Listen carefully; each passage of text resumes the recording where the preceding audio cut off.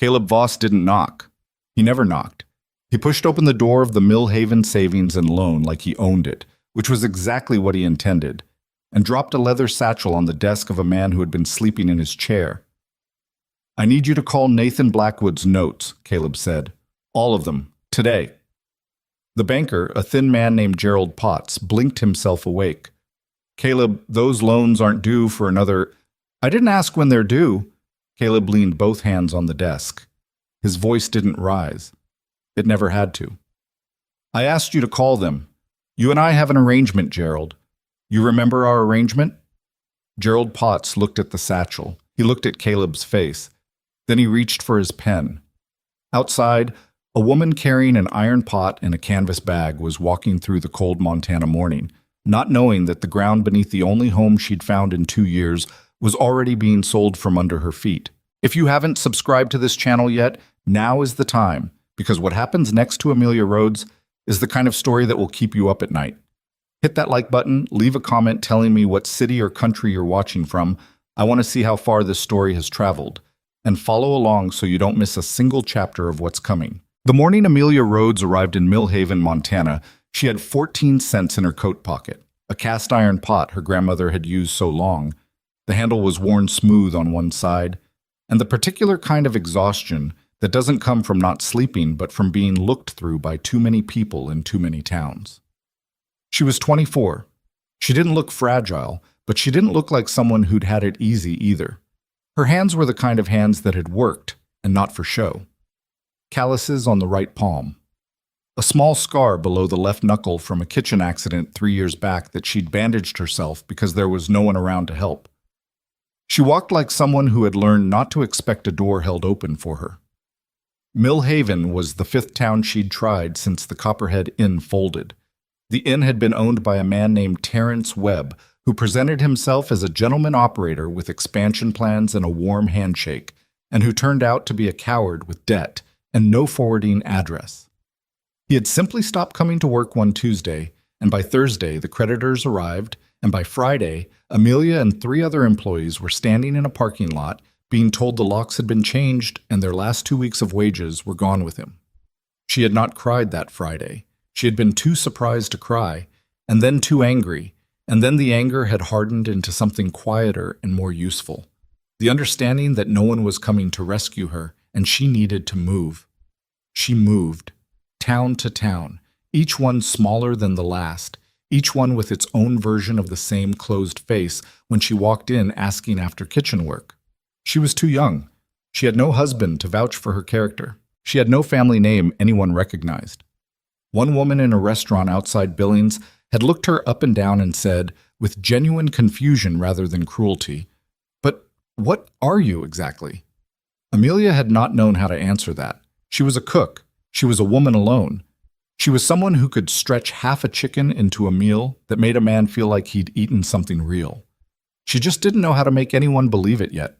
Millhaven was not beautiful, not ugly. It was the kind of Montana town that looked like it had been functional once and was still trying to remember how. A main street with a hardware store, a general goods, a bank with a stone front that somebody had clearly been proud of, and 3 establishments that served liquor with varying degrees of pretense about it. The cold that morning was the high-altitude kind, the kind that sits in the air without wind and just presses on you. She tried the hotel kitchen first. The man behind the desk, 30s, suspenders, the look of someone who'd inherited the place and resented it, told her they weren't hiring and didn't look up from his ledger while he said it. She tried the boarding house on second. The woman who ran it opened the door 4 inches and assessed Amelia through the gap. References? Amelia gave the name of the Copperhead's kitchen manager. The woman's expression didn't change. In writing? Amelia didn't have it in writing. The door closed. She ate nothing that morning. There had been a biscuit in her bag from 2 days earlier, and she'd eaten half of it on the road and saved the other half, and then thought about saving it again, and finally just ate it on a bench outside the general store, because saving food you need is a kind of lying to yourself that she didn't have energy for anymore. She was sitting on that bench, pot at her feet, trying to think what direction to walk next, when the wagon came through. It wasn't a modest wagon. The horses pulling it were matched bays with good legs. Not the knock-kneed pieced-together kind you saw most places. The wagon itself was solid built, the wood still holding its dark stain. The man driving it was broad through the shoulders, dark-haired going gray at the temples, and looking at the road ahead of him with the kind of absolute concentration that meant either something was wrong or he simply didn't see anything he hadn't decided to look at. He would have driven straight past her. She was certain of that. He wasn't looking for anything on that bench. But one of the bays shied, something in the road, a piece of blown paper, and in pulling them back, the man's gaze crossed the bench and stopped on the iron pot at her feet. He looked at it the way you look at something that doesn't fit. Then he looked at her. "That pot belonged to you?" he said. "It does." "Where are you headed?" She considered lying. Inventing a destination made her sound less desperate, but she was too tired for the maintenance of lies. "I was trying to find work, kitchen work. I'm a cook." He studied her for a moment. Not the way the boarding house woman had, not with suspicion or judgment, more the way you study a situation you're trying to understand the facts of. "My cook quit 3 weeks ago," he said. "I've got 22 men eating like they're being punished for something. You cook for 20? "I've cooked for 35. "What's your name?" "Amelia Rhodes." "Nathan Blackwood." He didn't offer a handshake from the wagon. He just said it. "I'm not running a charity, Miss Rhodes. You cook one dinner. If my crew remembers it by morning, you stay. If they don't, I'll pay you for the day and drive you wherever you're going." She picked up the pot. She picked up her bag. "Where's your ranch?" 7 miles north. Get in." She got in. They didn't speak much on the road out. Nathan drove with the same focused quiet he'd had in town, and Amelia watched the land open up around them, the wide, shallow valley floor, the line of mountains still holding snow at the peaks, the yellow grass bending in a wind that was just picking up. She had not expected Montana to look like this, the size of it. The sky was not like anywhere she'd been before. It sat over everything like it had opinions. "How many acres?" she asked, partly because she was curious and partly because silence for 7 miles was starting to feel heavy. 42,000. She looked at him. He didn't react to her looking. "It was my father's, and his father's before that. We run about 800 head of cattle, 200 horses, some sheep in the north section, and 22 men to feed. 22 men, 4 women who work the house, and myself. 27, if you count me. And a cook who quit." "And a cook who quit." Something moved through his expression, but it passed before she could read it. "He didn't exactly quit. I fired him." "What did he do?" "He made terrible food." Nathan glanced at her sideways. "For 6 months I thought the problem was the men. Thought they were ungrateful. Turns out the food was genuinely bad. My horse eats better." Despite herself, Amelia almost smiled. "What was wrong with it?" "Salt. Everything was either drowned in it or had none. No middle. And he boiled things that shouldn't be boiled and didn't boil things that should have been. Last week he served beef that still had ambitions." She did smile then, briefly, and caught herself. "I can cook," she said. It wasn't a boast, just a fact, stated plainly. "So you said." "I mean, I can actually cook, not just make food that keeps people from being hungry." He looked at the road. "That's what we'll see tonight." The first sight of Blackwood Ranch came as they crested a low rise and the valley dropped away below them, and what she saw made her stop breathing for just a second. It was large, larger than anything she'd expected, though the acreage number should have told her. The main house was 2 stories of pale stone and dark timber, with a covered porch running the full width of the front.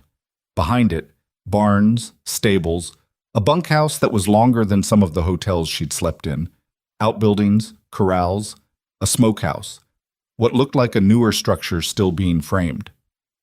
Smoke came from 2 chimneys. A dog that was mostly white ran from somewhere and then ran back somewhere, deciding nothing.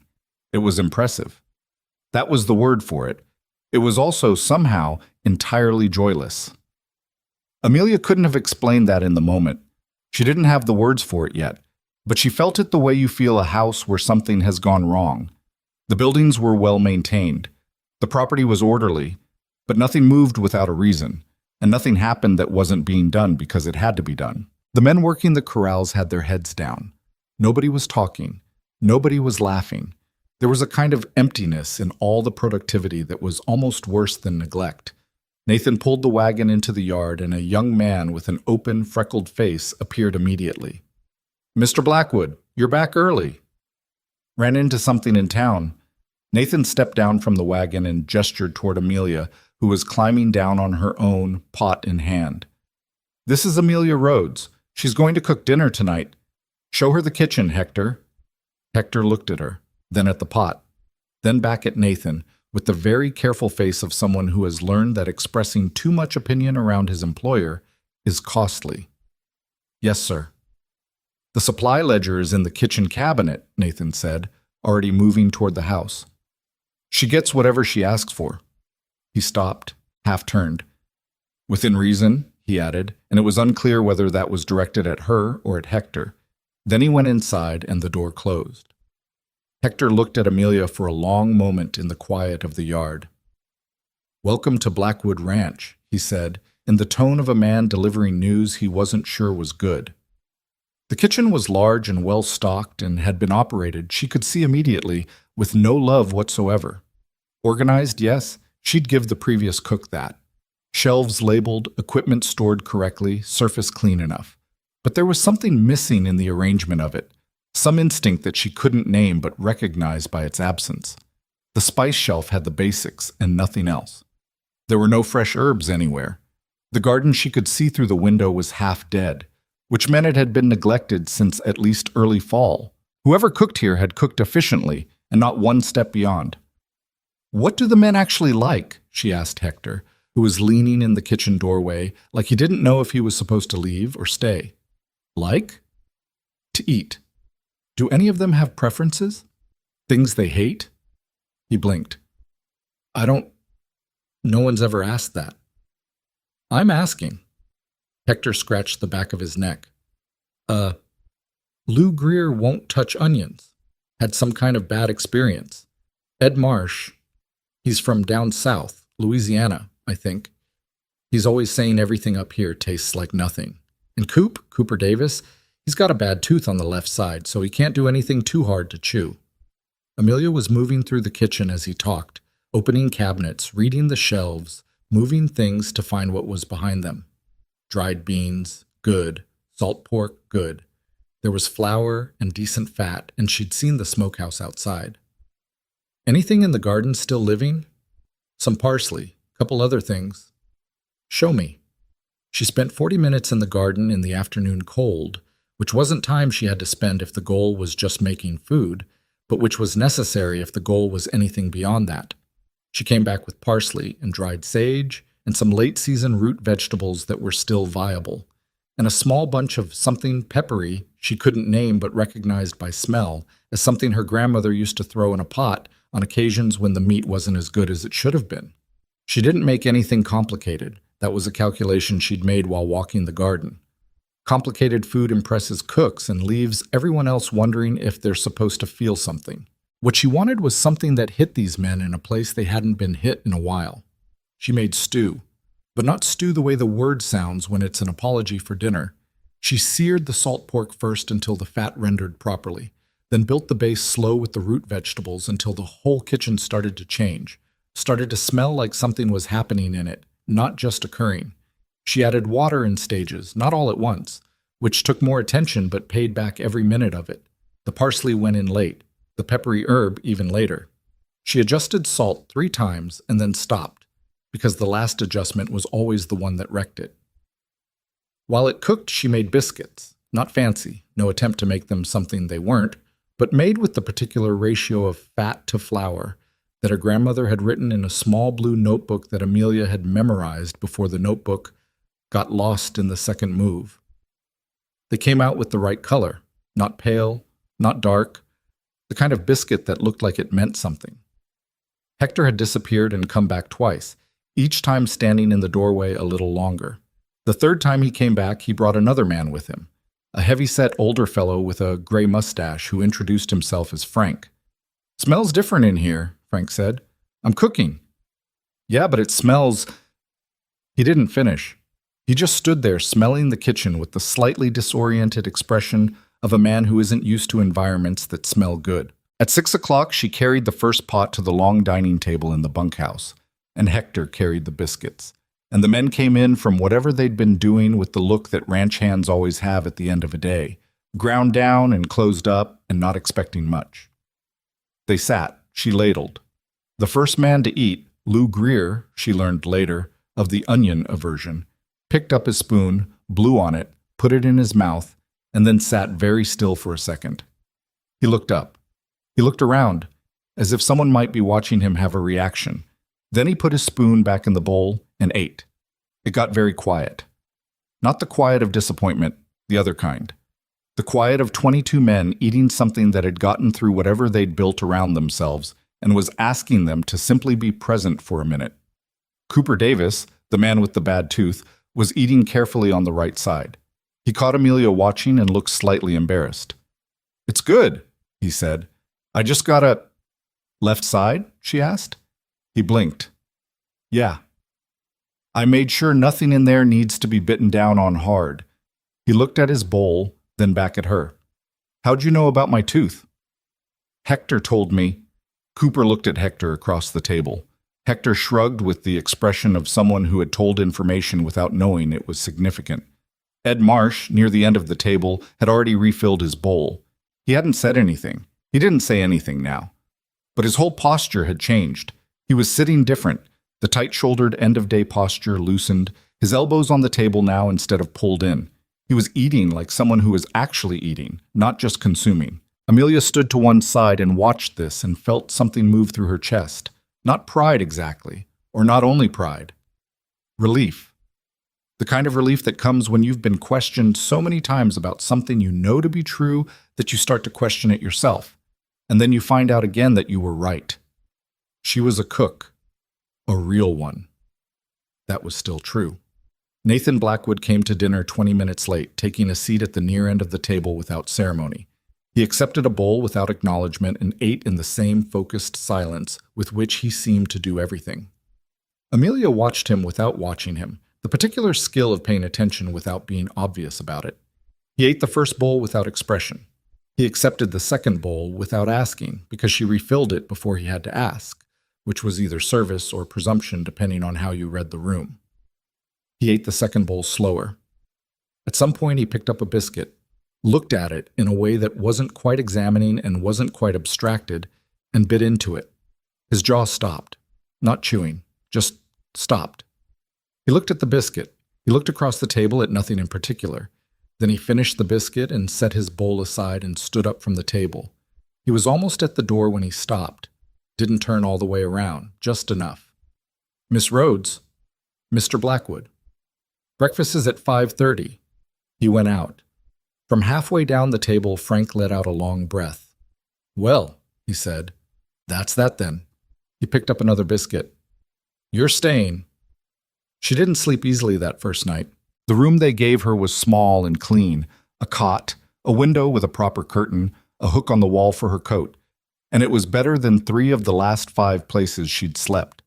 But she lay awake for a while listening to the sounds of a ranch at night, which were different from the sounds of town and different from the road.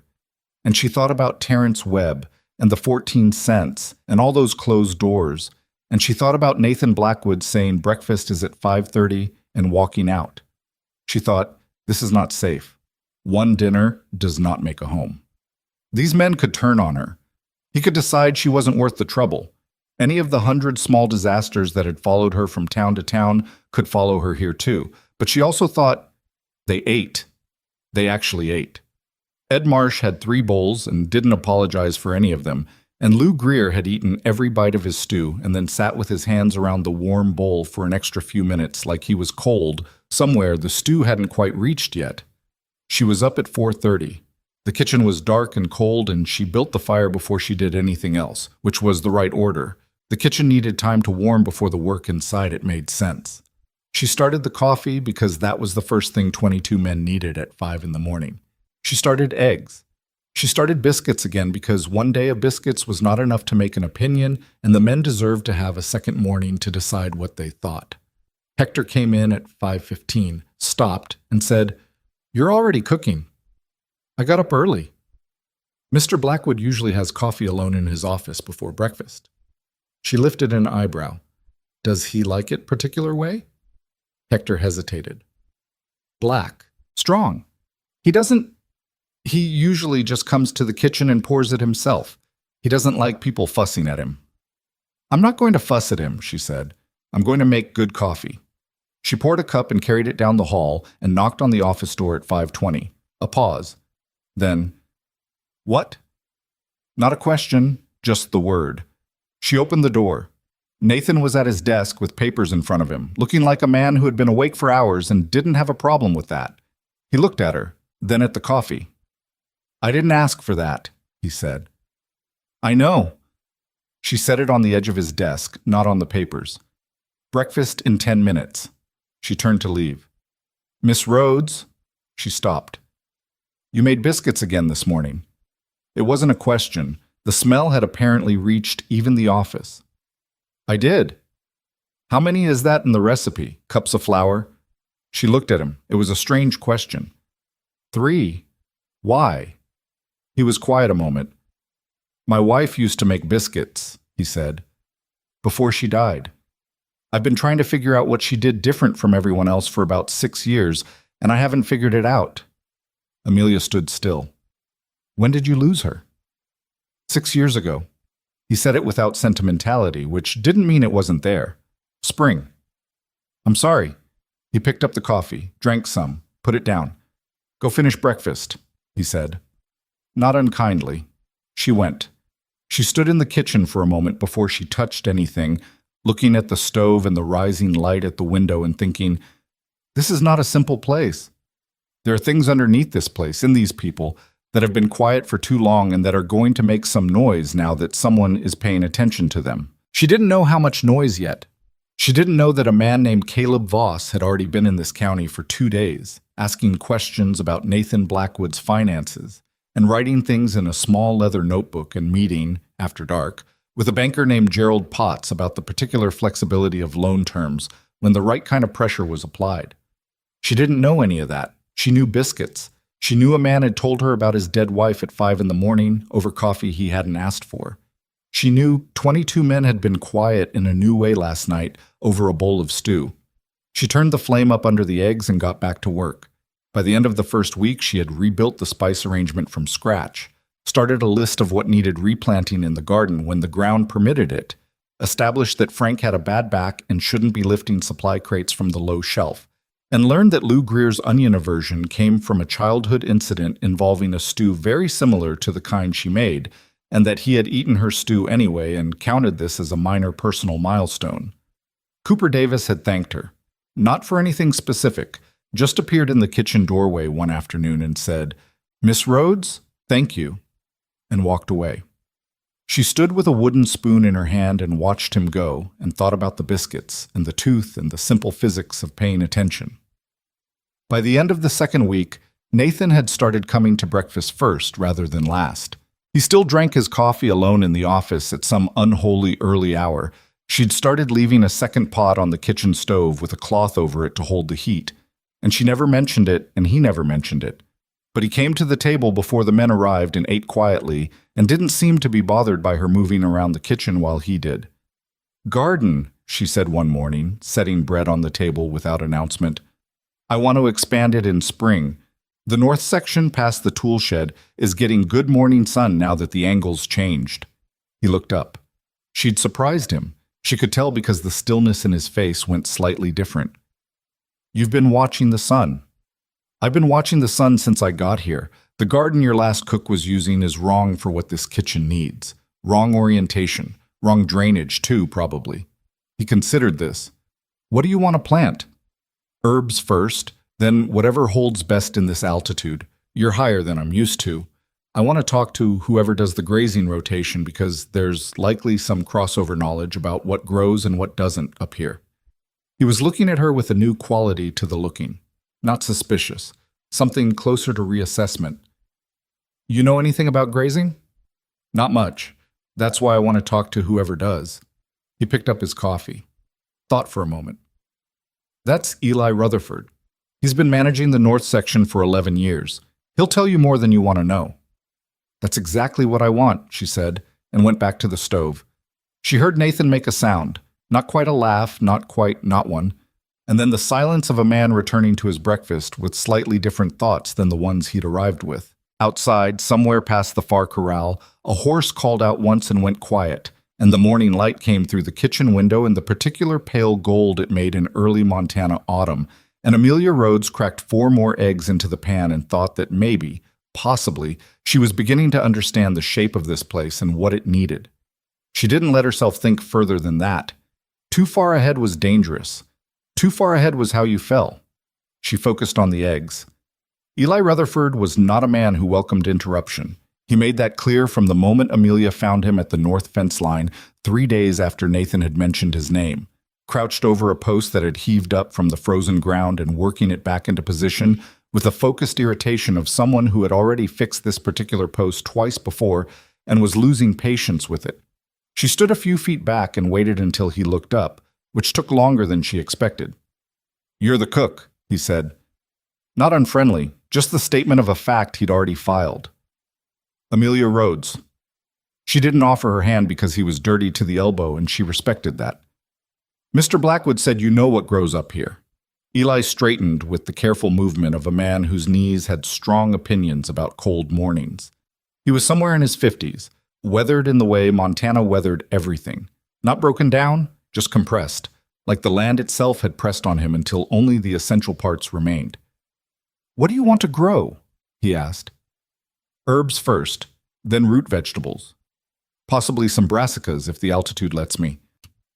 He looked at her with the skeptical attention of a man being asked to consult on something outside his expertise, which was a look she recognized from every professional who'd ever been approached by a woman with a question. "Show me where you're thinking," he said. They walked the north section past the tool shed, and she showed him the patch of ground she'd been watching. He crouched, broke a small piece of soil between his fingers, looked at it, looked at the sky, looked at the angle of the tree line. "This is better than what you're using now," he said, and she felt a small satisfaction that she didn't let show. "Drainage runs east here, morning sun until about 2 in the afternoon. That's your window. What herbs?" "Thyme. Sage. I found some volunteer sage near the fence, which tells me the soil can hold it. Rosemary's going to struggle. Parsley's fine." "Rosemary always struggles up here. Everything fights the altitude." "So does everything worth keeping," she said, and didn't mean it philosophically. She was thinking about the root vegetables, but Eli looked at her with a slightly different expression for a moment before looking back at the ground. "Come back in spring," he said. "I'll turn this section for you." She thanked him and walked back to the kitchen with mud on her boots and 4 pages of mental notes. And that afternoon she reorganized the supply ledger to reflect what the kitchen actually used versus what the previous cook had been ordering out of habit, and identified 17 items being purchased in quantities that made no sense for 27 people, and 3 that weren't being purchased at all that should have been. She wrote it up and left it on the kitchen table, not on Nathan's desk, because she didn't know if leaving things on his desk was acceptable yet, and she wasn't going to presume. He found it that evening and stood in the kitchen doorway with it in his hand. "This is the supply order?" "It's a revision. The original was built for the previous cook's habits, not for the actual kitchen. I've cut 11 items that were being over-ordered and added 3 that were missing." He looked at the list. His eyes moved down the page without expression. "Red pepper flakes." "Ed Marsh is from Louisiana," she said. "He's been eating bland food for however long he's been here. It's affecting his morale." Nathan looked up. His morale. "He works harder when he's not miserable at the table." A beat. "You've been watching my men." "I've been feeding your men. Watching them is part of it." He looked at the list again. Garlic. "The smokehouse product will last longer if you cure it with garlic during the process. I talked to Carl about the smoking schedule last week, and he's willing to try it. It also makes the end product taste better, which loops back to morale." "You talked to Carl about the smoking schedule. Was that not allowed?" The question sat in the air. Nathan lowered the list. "It's allowed," he said. "Carl hasn't changed how he does the smoking in 15 years. "I know, he told me." He seemed almost relieved someone was asking. Nathan set the list on the table. He didn't approve it out loud. She learned over the following weeks that he rarely said yes directly, that agreement from Nathan Blackwood was expressed through action rather than language. 3 days later, the supply wagon came back with everything on her revised list, including the red pepper flakes. Ed Marsh found the small jar in the kitchen and stood looking at it like it was something he'd left behind in a different life. "Where'd this come from?" he asked. "Supply run," Amelia said from across the kitchen without turning around. He didn't say anything else, but dinner that night he sat at the middle of the table instead of the end where he always ate alone. And somewhere between the first and second bowls, he started talking to Frank about something Amelia couldn't hear, and Frank laughed. A real laugh, the sudden involuntary kind, and the table shifted in some small way that was hard to name but wasn't hard to feel. She noticed these things. She filed them. What she was beginning to understand, in the way you understand a place slowly and from the inside rather than from looking at it, was that Blackwood Ranch was not a broken operation. It functioned. The cattle were healthy, the land was well managed, the books were solid. She could see that much from the corners of conversations and the confidence with which Nathan moved through his decisions. Eli Rutherford knew the land the way some people knew music. Frank, who she'd initially taken for simply a big quiet man, turned out to be responsible for the maintenance of every structure on the property and had a mind for engineering that he expressed almost entirely through action and never through words. These were capable people. They weren't miserable because they were failing. They were missing something that had nothing to do with productivity. She worked it out one evening in November, standing at the kitchen window watching the bunkhouse lights come on one by one as the men came in from the cold. The window was slightly fogged from the cooking heat, and through it the lights looked soft, almost warm, even though she knew from 2 months of experience that the bunkhouse interior was never quite warm enough. They had built a functional life here. They had not built a life. There was a difference, and she'd lived on both sides of it long enough to know. She started small, the way you do when you're not sure how far trust extends. She began leaving bread on the bunkhouse table in the late afternoon. Nothing fancy, just a loaf she'd pull from the oven between the midday work and dinner preparation, dropped off without ceremony. The first time she did it, Hector came to the kitchen an hour later looking slightly confused. "Did you mean to leave a loaf in the bunkhouse?" "Yes. Because the men they ate it. That's what it was for." He stood for a moment. We don't usually eat between..." "Hector." She turned from the stove. "When is the last time someone on this ranch did something that wasn't strictly necessary?" He opened his mouth, closed it, thought about it with visible effort. "I can't remember," he said finally, and the honesty in it was a little sad. "That's what I thought." The bread kept appearing. After 2 weeks, it stopped being surprising and started being expected, which was exactly the progression she wanted. Expected was better than surprising. Expected was the beginning of something being part of how a place worked. She fixed the garden cold frames herself with wood from the scrap pile behind the tool shed, because it was November and she wasn't going to wait until spring to start growing things she could start now. Frank found her attempting to nail a corner joint one morning and stood watching for approximately 30 seconds before taking the hammer out of her hand. "Hold it," he said, meaning the wood, and she held it, and he nailed it properly in 2 strikes. "Thank you," she said. "You'd have gotten there," he said. "Just would have taken you 20 more minutes and 3 crooked nails." He handed the hammer back. "What are you trying to grow in November?" "Some herbs over winter, if you protect them right. Parsley. Certain kinds of thyme." Frank looked at the cold frame construction she'd started. Then he picked up a second piece of wood from the pile and began measuring it with his eye in the way of someone who'd done this so long he didn't need a ruler. "You'll want a slope on the lid. Shed snow." She looked at what she'd built. He was right. "Show me." He showed her.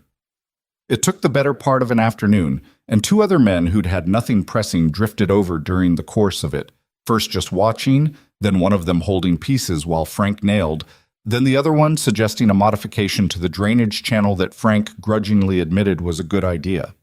By the time the light went too thin to work, there were 4 cold frames instead of 1, each one better than it would have been if she'd tried to do it alone.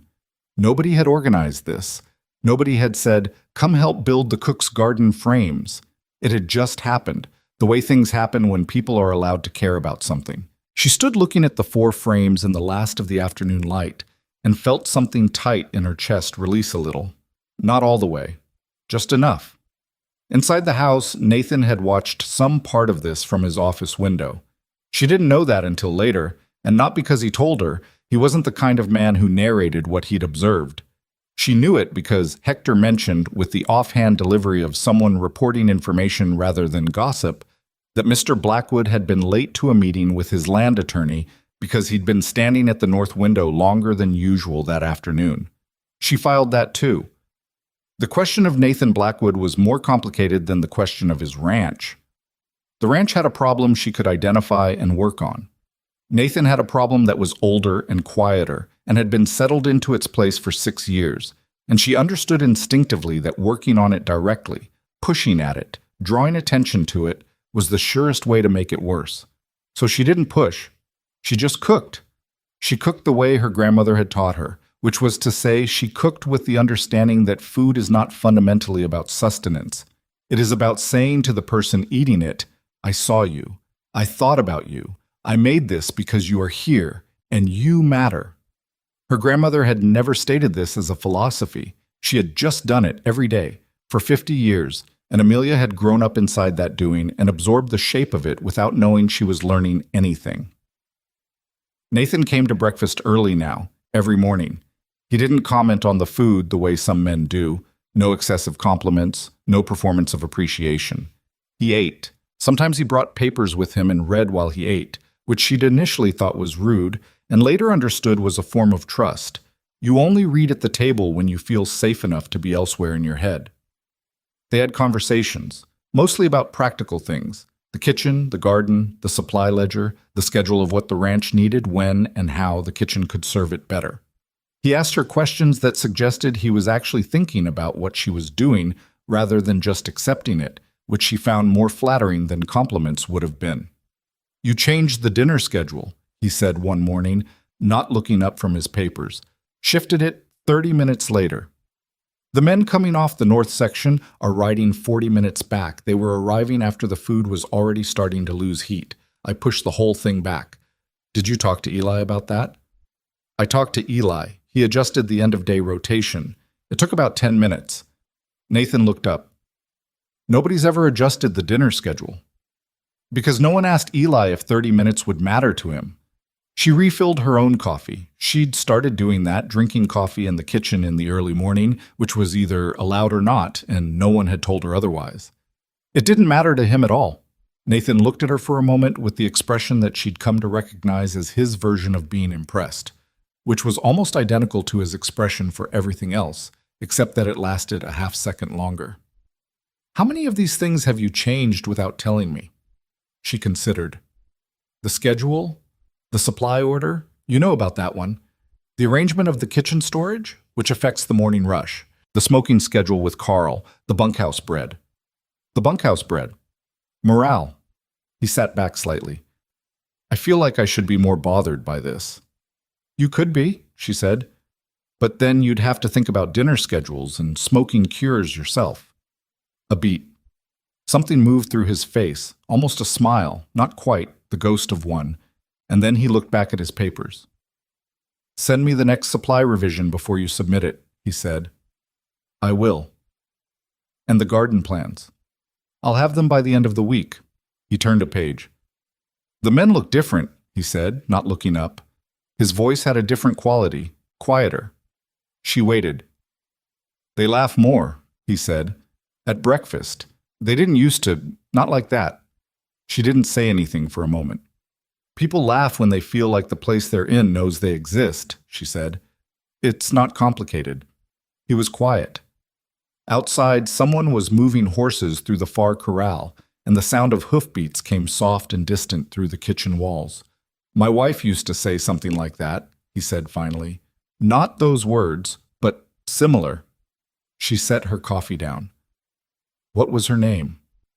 Clara. He said it the way you say a word you've kept careful for a long time. She died in spring, fever. We had the doctor out, but by the time he came, it was... He stopped, set his papers flat. It happened fast. I didn't understand how fast until it was already done.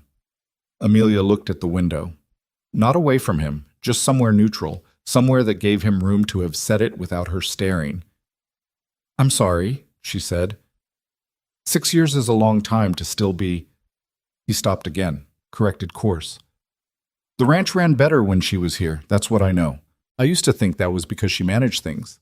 Now I think it was something else." "It was her," Amelia said. "Yes." He picked up his papers again. His voice went back to its usual register. "End of week for the garden plan."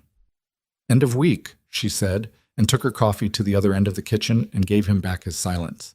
She thought about Clara Blackwood for the rest of that morning without meaning to. She thought about a woman she'd never met who had known, the way Amelia knew, that a place is built from the inside, from attention and care and the willingness to see people as people rather than as a productive resource. She thought about how 6 years of that being gone would hollow a place out slowly, like water under stone, until one day you looked around and everything was structurally sound and deeply empty. She thought, "I cannot replace what he lost. I'm not trying to. But I can do what I know how to do, which is make the people in a place feel like the place knows they're there." She pulled flour from the cabinet and started bread. Not the bunkhouse loaf, this was different. She was trying something new, a darker bread with caraway seed that she'd found in the back of the spice shelf, and which nobody apparently knew what to do with. She didn't know if it would work at this altitude. Altitude did strange things to bread. She was willing to find out. The bread failed the first time, came out dense on one side, which was a heat distribution problem in the oven that she'd been meaning to address. She pulled the failed loaf apart, tasted it, thought about what to adjust, and started again. The second loaf came out better. Not perfect. Better. She put it on the kitchen table with butter and said nothing about it and went back to work. Frank walked through an hour later, stopped, cut a slice, ate it standing at the counter. "Caraways?" he said. "Yes?" "My mother used to make caraway bread," he said. "Back in..." He didn't finish, just stood with the slice in his hand for a moment. "Haven't had it in 20 years. He ate the rest of the slice, set the plate in the wash basin, and walked out without anything else. But at dinner that night, he sat next to Cooper Davis instead of at his usual end spot, and when Amelia brought the evening meal out, Frank said, "Good bread today," loud enough for the table to hear, which from Frank was approximately equivalent to a formal announcement. Ed Marsh, across the table, nodded once. "Good bread," he echoed, then looked at his bowl, then looked at Amelia. "Red pepper flakes." "Cabinet above the stove," she said. "Left side."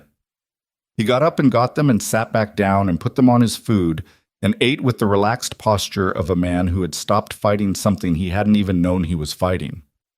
Hector appeared in the kitchen doorway after dinner while she was cleaning up. He leaned against the frame in the way he'd developed of indicating he wanted to say something but wasn't sure of his welcome. "Something on your mind, Hector?" "I'm just..." He turned his hat over in his hands. "Frank hasn't sat near anybody at dinner since I started here. That's 18 months. She kept washing. "People need time." "But you didn't push him." "No." "So how did you..." "Caraway bread," she said. He looked blank. "Frank's mother used to make it. I didn't know that when I made it. I just made bread. But when something makes you remember something good, you tend to move toward the people around you instead of away from them." She rinsed a bowl. "You stop protecting yourself for a minute." Hector was quiet for a moment. "That's..." He started, stopped. "Miss Rhodes, where did you learn all this?" She thought about her grandmother, about a small kitchen in a house that was never quite warm enough and was always enough anyway, about a woman who cooked every single day with the same attention, whether there were guests or no one, whether there was money or very little, whether anyone noticed or nobody did. "I grew up watching someone do it," she said. "I didn't know it was something you could learn. I thought it was just what cooking was." He nodded slowly, still turning his hat. "Well," he said, "whatever it is, this ranch doesn't feel like it used to." After he left, she stood in the quiet kitchen with a dishcloth in her hand and the low sound of the fire in the stove and the ranch's nighttime sounds coming in faint through the walls.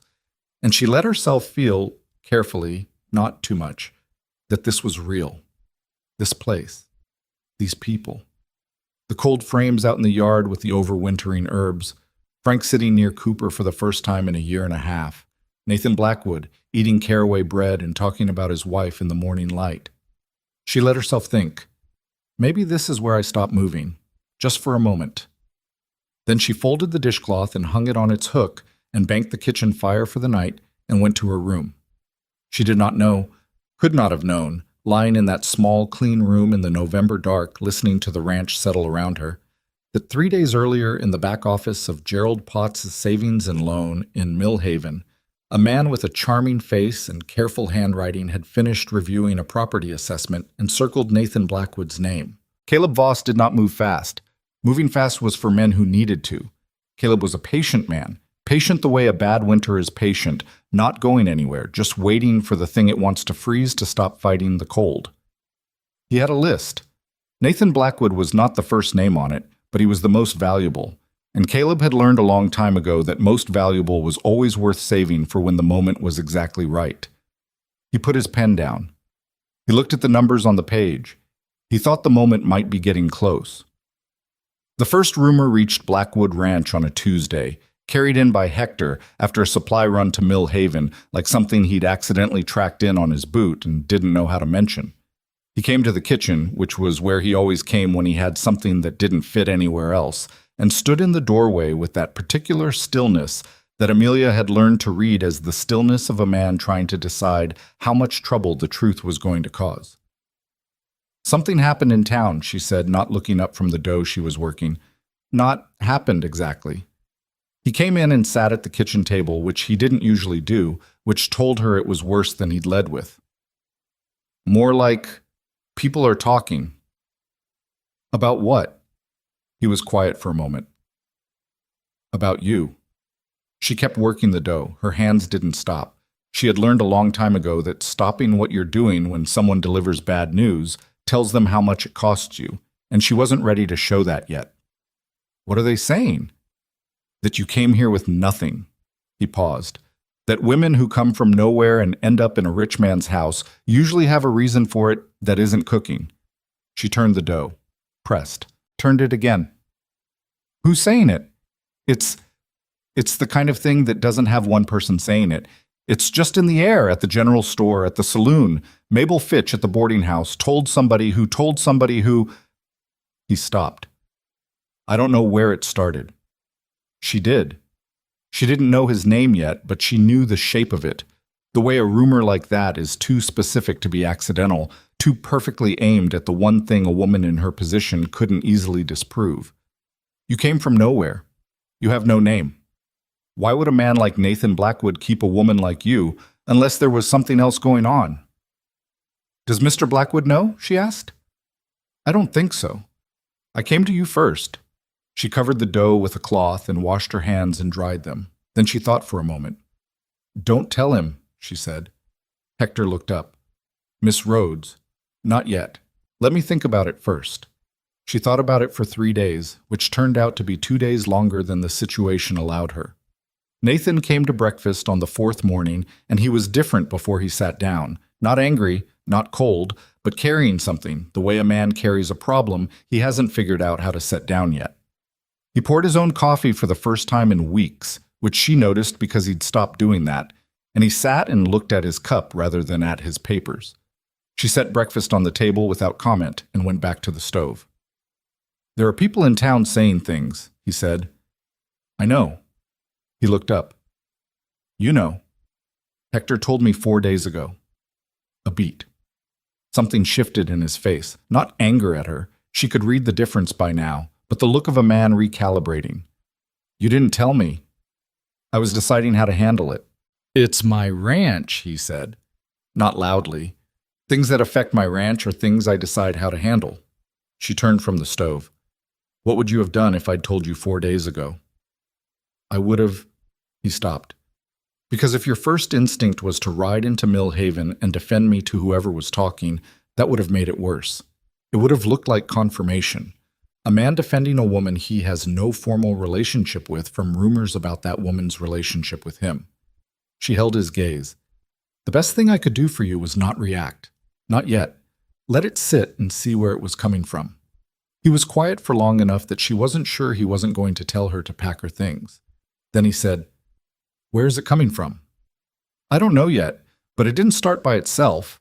A rumor that's specific, that well-aimed, doesn't start because people are bored. Someone pointed it." Nathan picked up his coffee, set it down. "Gerald Potts at the bank said something to me yesterday. Came at it sideways. He does everything sideways, that man. Said he'd been hearing things that concerned him. That his word was arrangements, at the ranch might be creating the wrong kind of talk. Said it as a friendly warning." His jaw was tight.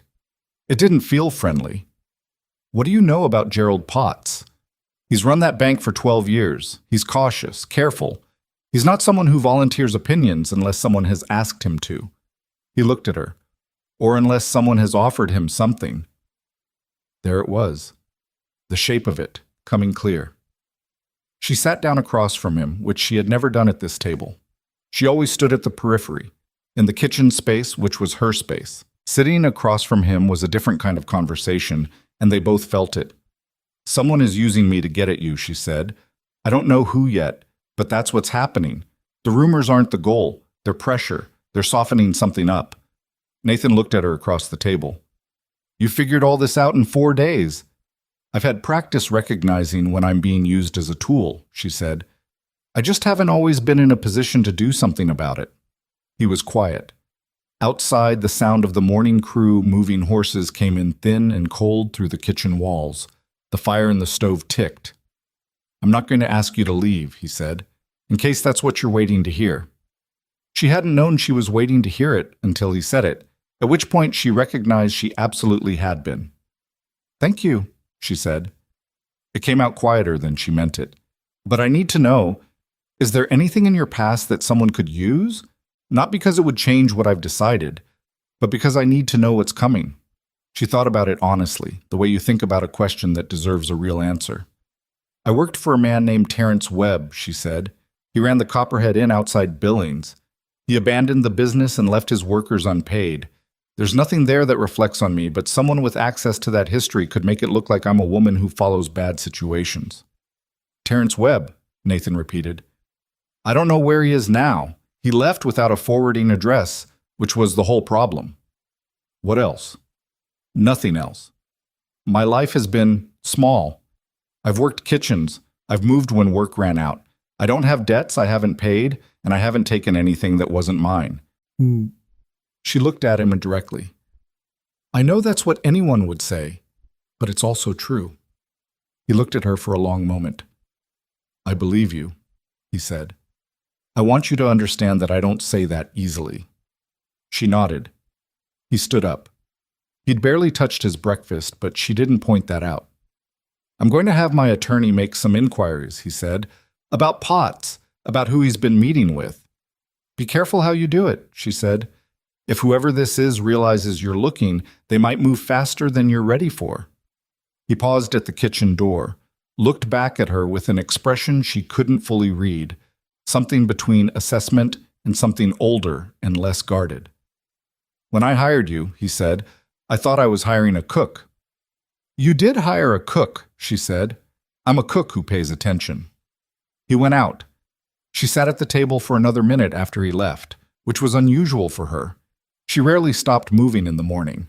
She sat and looked at the stove and thought about Terrence Webb, who had smiled at her like she was important, right up until the moment it cost him nothing to abandon her, and she thought about whatever was moving toward Nathan Blackwood from the direction of Mill Haven, and she thought that she was tired, genuinely, deeply tired, of being the small piece that other people's games moved around without asking her.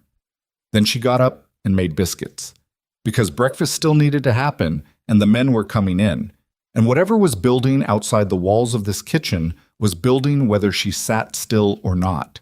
She might as well be useful while she waited for it to arrive. Caleb Voss came to Blackwood Ranch on a Wednesday afternoon in late November, and he came the right way, through the front in good daylight, with a card and a handshake and a smile that had been polished to the kind of finish that takes real effort to distrust.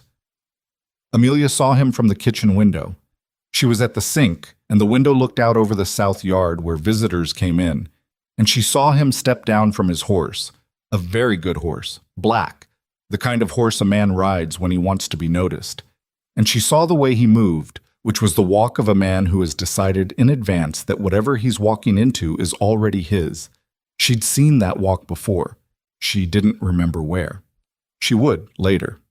Hector met him in the yard and went to get Nathan, and Caleb stood with his hands in his coat pockets and looked around the ranch the way a man looks at something he's assessing, not the way a man looks at something he's admiring. There was a difference. She could see it from 30 feet away through a window, and she felt it land in her stomach like a cold stone. Nathan came out, and they shook hands, and Caleb smiled the way he smiled, and Nathan did not smile but nodded, which was Nathan's version of courtesy, and they went inside. She did not hear what was said in Nathan's office. She was not meant to. But an hour later, Nathan came to the kitchen with the flat, careful expression of a man who has heard something that he needs time to understand before he reacts to it. "You know a man named Caleb Voss?" he asked. The name arrived like something she'd dropped and forgotten about and just found again in a bad place. Caleb Voss. She hadn't connected the walk to the name until right now, but now it was obvious, the way obvious things are when you've been trying not to know something. "I know the name," she said. "I never met him directly. He had an interest in the Copperhead Inn, silent investor. Terence Webb used to mention him. When the inn went under, there were people who thought Voss had pushed Webb out the same way he's—" She stopped. Nathan was looking at her very carefully. "The same way he's what?" "The same way he's apparently showing up here." She set down what was in her hands. "What did he want?" "He says he's interested in purchasing land in this valley. Says he's heard Blackwood Ranch might have financial pressures that would make a partial sale attractive." Nathan's voice was level, but she could hear the edge under it. "He presented himself as a gentleman investor doing me a favor." "He's not doing you a favor." "I'm aware of that." He came further into the kitchen, which he rarely did. This was her territory, and they'd both understood that without discussing it. He leaned against the counter and crossed his arms and looked at the floor for a moment. "What do you know about him?" She told him what she knew, which wasn't much and was mostly second-hand, the name attached to investments that failed in ways that benefited him, the pattern of showing up where someone was vulnerable, the smile. "He's patient," she said. "He doesn't rush. He gets a foothold somewhere, and then he builds pressure slowly until the person he's after makes a bad decision just to make the pressure stop." "What kind of pressure?" "Whatever kind is available." She looked at him. "The rumors in town started about 3 weeks ago. That's not a coincidence." Nathan's jaw tightened. He was creating a problem so he could offer to help solve it. Or he was softening the ground, making you less certain of things you were certain of. If your reputation gets complicated enough, the bank gets nervous. The bank gets nervous enough, and Gerald Potts starts calling notes. "He already is," Nathan said. "Potts sent a letter this morning. 2 of the operational loans, he wants a review meeting next month." He looked at the ceiling briefly. "I've had those loans for 4 years without a single issue." She felt the cold stone in her stomach get heavier. "Then he's already moving. The visit today wasn't an opening, it was a check-in. He wanted to see how far along things were." Nathan looked at her. "How do you know how these things work?" "Because Terence Webb borrowed money from men like Voss," she said. "I watched the whole process from the inside of the Copperhead's kitchen. I watched Terence get soft and scared and then make a decision that lost everything, for him and for everyone around him." Her voice stayed even, but it cost her something. "Men like Caleb Voss don't steal things. They create the conditions where you hand things over yourself." The kitchen was quiet. The afternoon light was going gray at the window. Nathan uncrossed his arms. "I need to know what he's done before. Not rumors, documentation." "That's harder," she said. "Men like him are careful. There won't be anything with his name on it that says what he actually does. But there'll be a pattern. Yes, if you know where to look." "Do you?" She thought about it. She thought about the Copperhead, about the other names Terence Webb had mentioned in the later months when he was scared and not being careful about who he talked to. She thought about the particular geography of failure that followed Caleb Voss from place to place. "I know some names," she said, "people who were on the losing end of something he was involved in. I don't know where they are now." "My attorney can find them," Nathan said, "if you give me names." "I can give you 3, maybe 4. And there's a woman in Billings. She ran a boarding house that Voss acquired through a process that nobody could explain afterward. She might talk. Write them down, he said. Tonight. She wrote the names that evening at the kitchen table after the dinner cleanup was done. 4 names and what little she knew about each, and the woman in Billings whose name was Helen Marsh, no relation to Ed, and what she remembered about the boarding house situation. She slid the paper under Nathan's office door because the light was still on, but she didn't want to knock. She wasn't sure she could have a calm conversation at that hour. She was angrier than she'd let herself show in the kitchen, a specific kind of anger that came from having been this close to something good and feeling someone else's hand reaching in to take it apart. She went to bed. She didn't sleep much. What she didn't know, lying awake in her small room, was that Caleb Voss had also spent part of that Wednesday afternoon in conversation with 2 of the ranch hands he'd encountered in the south yard while waiting for Nathan, 2 men she didn't know well, recent hires who'd been on the property less than 2 months. She didn't know what he'd said to them. She would find out, but not yet. What she also didn't know was that before he left, Caleb Voss had walked the south perimeter of the ranch with the practiced eye of a man doing a private survey, and he'd taken out his small leather notebook and written things in it. And one of the things he'd written was a single line about the kitchen garden and the cold frames and the bunkhouse bread, which he'd heard about from the hands in the yard. He'd written, "Someone is building loyalty here, fast," and underlined it twice. He was not wrong. That was the thing about Caleb Voss. He wasn't stupid, and he wasn't careless, and the things he understood about human nature were mostly accurate. He just used that understanding in one direction only, and it had made him assume that loyalty, like everything else, had a price and a pressure point. He was wrong about that, but he didn't know it yet. The next 10 days moved in 2 directions at once. On the surface, the ranch kept running. Amelia cooked, the men worked, the cold frames held against the November temperatures, and the parsley was coming in, slow but real, which gave her a satisfaction out of proportion to its size, because it was proof that something she'd tried to build was still there in the morning. Nathan met with his attorney and sent letters. He didn't share the details with her, but she could read the change in his schedule. More closed doors, more time in town, more of the quiet, focused tension that meant he was working a problem. Underneath the surface, things were moving that she could only partially see. The 2 recent hires, their names were Denton and Price, which she'd learned from Hector with no context, stopped coming to meals with the same ease they'd been arriving with. Small thing. She noticed it because she noticed everything about how people ate. They sat further apart from the others. They spoke less. One afternoon she passed the south barn and heard a conversation stop as she approached, which might have been coincidence and might not have been. She mentioned it to Hector. Hector was quiet for a moment. Denton was talking to that man who came to visit, the one with the black horse. What were they talking about? I don't know. I didn't hear it. I just saw them. She filed it. She didn't go to Nathan with it immediately because she still only had pieces, and going to Nathan with pieces was dangerous. It could make him act before the picture was clear, and acting before the picture was clear was exactly what Caleb Voss wanted. Then, on the 11th day, the first piece she'd been waiting for came from an unexpected direction. Ed Marsh appeared in the kitchen on a Sunday evening when she was the only one there, and he stood with his hat in his hands in the way that meant something serious, and she looked at him and waited. "I got a letter from my cousin in Billings," he said. "Helen Marsh." She went very still. "She said a man named Nathan Blackwood might be having some trouble with a land investor," Ed said. He looked uncomfortable. "She said if there was a woman named Amelia Rhodes at his ranch, she had some things she could send. Documents. From when she lost her boarding house." Amelia sat down. "How does your cousin know my name?" "I wrote her about the ranch when I first got here. Told her about the crew. You." He turned his hat. "She said she'd kept everything from when she lost the house. She didn't know why she kept it. She just thought someday it might matter." She looked at him for a long moment. "Ed, can she send those documents?" "She already sent them," he said. "They're at the post office in Mill Haven. Hector can pick them up tomorrow." She sat in the kitchen after Ed left and looked at the wall for a minute and thought about the strange, unlikely chain of it, that she'd cooked food that made a Louisiana man feel seen, and that man had written home about it, and his cousin in Billings had kept a box of papers for 5 years out of pure stubborn instinct, And now that box was sitting in a post office 40 minutes down the road. It wasn't luck. Or it wasn't only luck.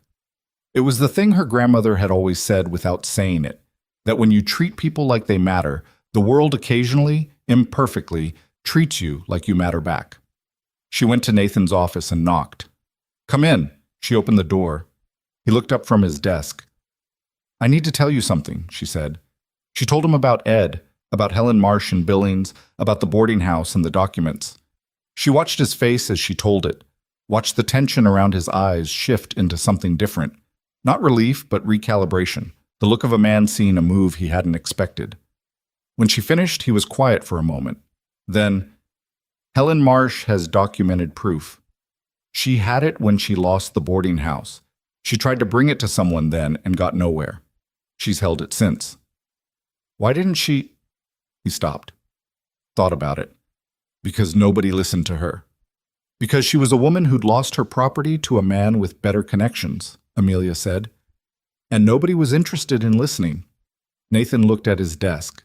Then he looked at her. "Hector brings those documents tomorrow morning." "Yes. And then we need to decide how to use them." "Carefully," she said. "If Voss finds out we have them before we've built the full case, he'll move on the bank faster than we're ready for." "How do you know so much about his timing?" She thought about it. "Because I lived through it once from the inside," she said. "And I paid attention then, too. I just didn't have anyone to use it with." He held her gaze. There was something in his face that wasn't quite any of the things she'd seen there before. Not the assessment, not the closed-up grief, not the practical problem-solving look. Something older and less defended. "You should have been out of this the moment your name started coming up in town," he said. "I want you to know I'm aware of that. This is my fight. It became yours because of me." "It became mine," she said, "because it was already mine before I got here.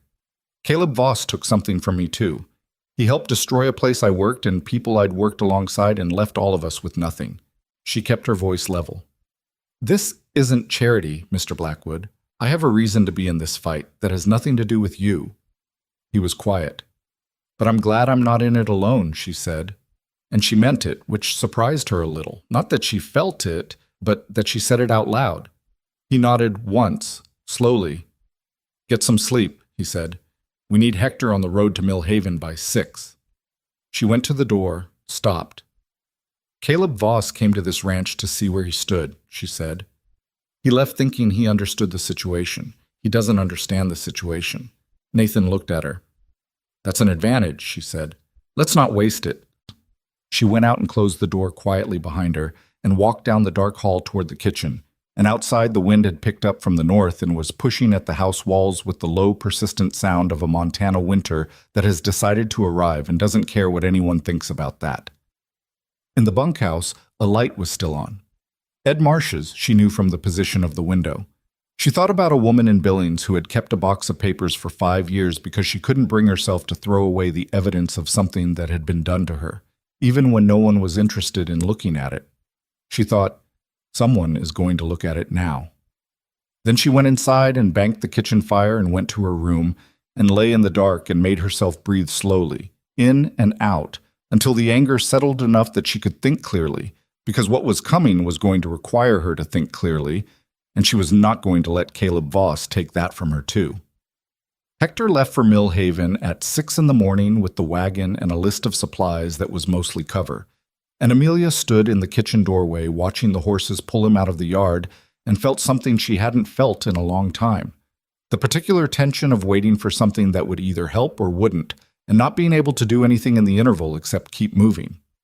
She made breakfast. She made it well, because the men still needed to eat, and the ranch still needed to run, and collapsing the ordinary structure of the day around a crisis was how you let the crisis win before it had even fully arrived. Lou Greer came in early and ate without speaking, which was normal for him, and Cooper Davis asked about the cold frames, which were apparently a topic of ongoing interest to him since he'd helped build them, and Frank ate 3 helpings of eggs and didn't comment on anything, which was also normal, and the morning held its shape. Nathan did not come to breakfast. She left a plate in the warming oven without saying anything about it to anyone. At 8 o'clock, she heard him in the hall, and then the front door. and then hoofbeats heading toward town at a pace that wasn't urgent but wasn't casual either. His attorney's office, probably. She hadn't asked. She'd learned the geography of what Nathan told her and what he didn't, and she'd learned not to push at the edges of it, because pushing was how you made a private man close up entirely. She cleaned the kitchen. She prepped the midday meal. She went out to check the cold frames, which were holding well. The parsley had come in further overnight, small and dark green in the pale December light, and she crouched and looked at it with the focused attention of someone who needed a small proof of persistence that morning. "You're always out here looking at that parsley like it owes you something." She looked up. Frank was standing behind her with his hands in his coat pockets, breath showing in the cold. "It does owe me something," she said. "I built those frames in November." He made a sound that wasn't quite a laugh. He crouched beside her and looked at the parsley with the same attention he gave everything, serious, unhurried. Told her he'd come out here for something beyond the cold frames. Frank never wasted motion, which meant standing still meant something. "Denton and Price didn't come to breakfast," he said. She went still. "I noticed. Their gear's gone too. Checked the bunkhouse an hour ago." He looked at her sideways. "You knew something was off with them." "I had a feeling." "What kind of feeling?" She stood up from the crouch and brushed her hands together. "The kind that comes from watching people change how they sit at a table." She looked at him. "Caleb Voss talked to them when he was here. I don't know what he said. But they left, and they left quietly, which means either they were scared or they were paid." Frank's jaw shifted. If they were paid to do something. Yes. He looked out at the ranch yard, at the space where normal morning activity was happening. A hand moving hay, another working a young horse on a lead, smoke coming from the smokehouse where Carl worked. All of it normal, all of it potentially thinner than it looked. "I'll keep an eye on things," he said. It was a simple sentence. It meant considerably more than it said coming from Frank, and she understood it that way. "Thank you," she said. He walked back toward the tool shed, and she walked back to the kitchen, and she thought about Denton and Price and what they might have been left here to do, and whether they'd done it before they left, and what she didn't know yet that she needed to know. Hector came back from Millhaven at 11 with the supply wagon and a flat canvas parcel tied with twine that he carried under his arm with the careful attention of something breakable. He brought it directly to the kitchen and set it on the table. "That's it?" she asked. "That's it." He looked at it. "It's heavier than it looks." She untied the twine and opened the canvas and found inside a stack of papers, some loose, some folded, some tucked into envelopes that had been opened and resealed. Not organized, held together the way a person holds together evidence when they have no formal training in holding evidence together, which is to say imperfectly but completely. Helen Marsh had kept everything. Bank correspondence, loan documents with handwritten notes in the margins. A letter from someone named R. Calloway that she set aside immediately because the language was careful in a way that suggested legal training. 2 land assessments dated 3 months apart that showed very different valuations of the same property, which was the kind of discrepancy that only happens accidentally or deliberately, and she already knew it wasn't accidental. She spread it across the kitchen table and started reading. Hector stood for a moment, watching her read. "Should I get Mr. Blackwood?" "He's not back yet. When he comes in, tell him I have the documents and ask him to come to the kitchen." She turned a page. "And Hector, don't mention this to anyone else." "Yes, ma'am." He left. She kept reading. By the time Nathan came in at 1 in the afternoon, she had organized Helen Marsh's papers into 3 groups on the table. What was clearly useful, what might be useful with context, and what she couldn't evaluate without legal knowledge. She'd also written 4 pages of her own notes in her firm, compressed handwriting, connecting what she was seeing in the documents to what she already knew about the Copperhead and Terrence Webb and the names she'd given Nathan earlier. Nathan came into the kitchen, stopped at the table, and looked at the organized spread of papers. "You've been busy," he said. "Sit down. I need to walk you through this." He sat.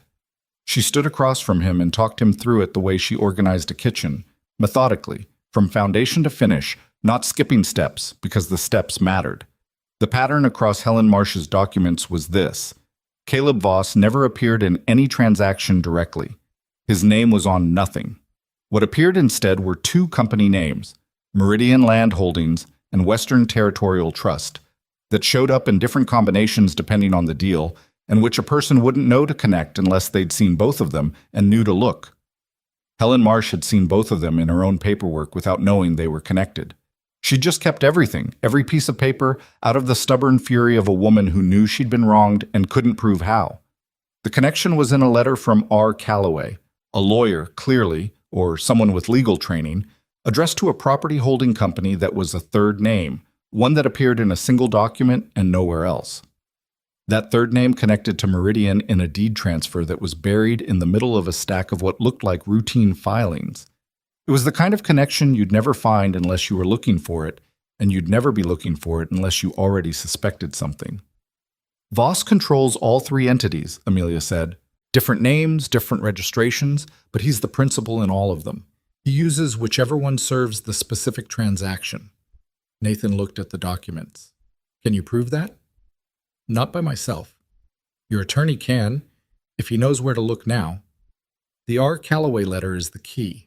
That's a real name, not a company name. If your attorney can find R. Calloway, he finds the thread. Nathan picked up the Calloway letter. Read it again. He's in Cheyenne, he said. There's a law firm signature at the bottom. I saw that. He set it down carefully. My attorney can have someone in Cheyenne within the week.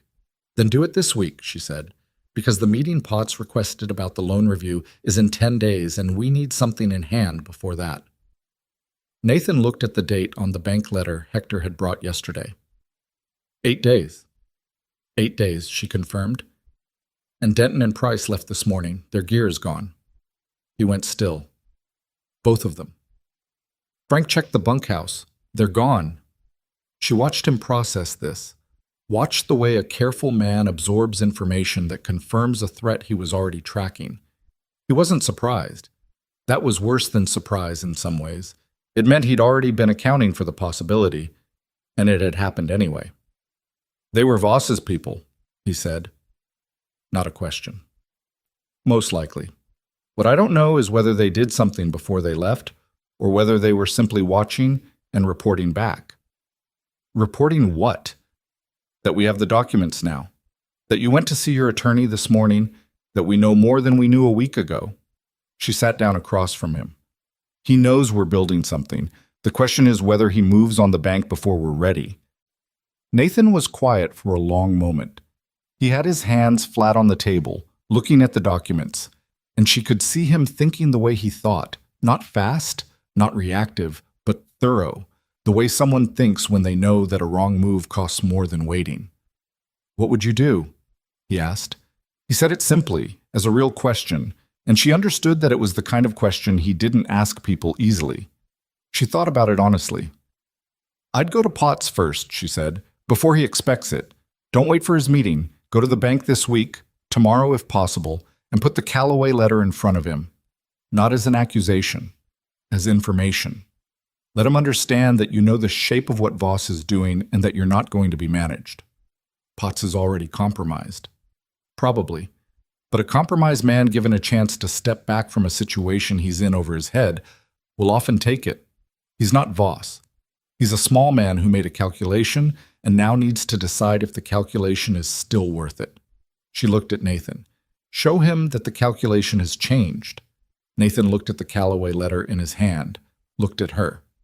You have a specific kind of mind, he said. I spent years cooking for people who thought I wasn't in the room, she said. You learn to follow the whole conversation, not just the parts directed at you. He set the letter down. I'll go to Potts tomorrow morning. He paused. I want you to come with me. She looked up. You understood these documents faster than I did, he said. You know the pattern in a way my attorney is going to take days to develop. If Potts decides to have a conversation rather than a confrontation, I want you there to hear it. She thought about what it meant. A woman with no formal standing walking into a bank beside Nathan Blackwood. What the town would read into it. What it might cost him. It'll fuel the rumors, she said. The rumors are already fuel, he said. They're burning whether we put anything on them or not. I'd rather be doing something real than managing appearances. She looked at him for a moment. He meant it. She could tell from the way he said it, the flatness of it, the lack of performance. Nathan Blackwood was a man who had spent 6 years behind walls he'd built himself, and she thought that this, right here, was what it looked like when he decided to come out from behind them. "All right," she said. "I'll come." They went to Mill Haven the next morning in Nathan's better wagon, leaving before full light, and the cold was the serious kind now. Not the sharp novelty of early winter, but the settled, intentional cold of December that has found its depth and is staying. She wore her better dress and her coat and her boots that were not good enough for the occasion but were the ones she had. And Nathan wore a jacket that probably cost more than she'd earned in a year, but wore it without awareness of it, which was one of the things about Nathan Blackwood that she'd noticed early and still noticed. He didn't perform his wealth, he just occupied it, which was a different thing entirely. Potts was in his office when they arrived, and his face when Nathan walked in with Amelia behind him was the face of a man who has planned a conversation and just discovered the conversation has brought company. He stood, extended his hand to Nathan, glanced at Amelia with the careful blankness of a man deciding how to categorize her.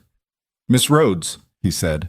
He knew her name, which confirmed what she'd already believed. "Mr. Potts," she said.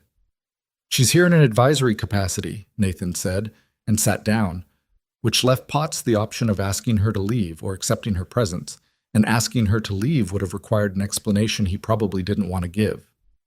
Potts sat. "Nathan, the letter I sent was really just a routine." "Caleb Voss," Nathan said. Potts's hands, which had been moving toward a folder on his desk, went still. "You've been in contact with him," Nathan said.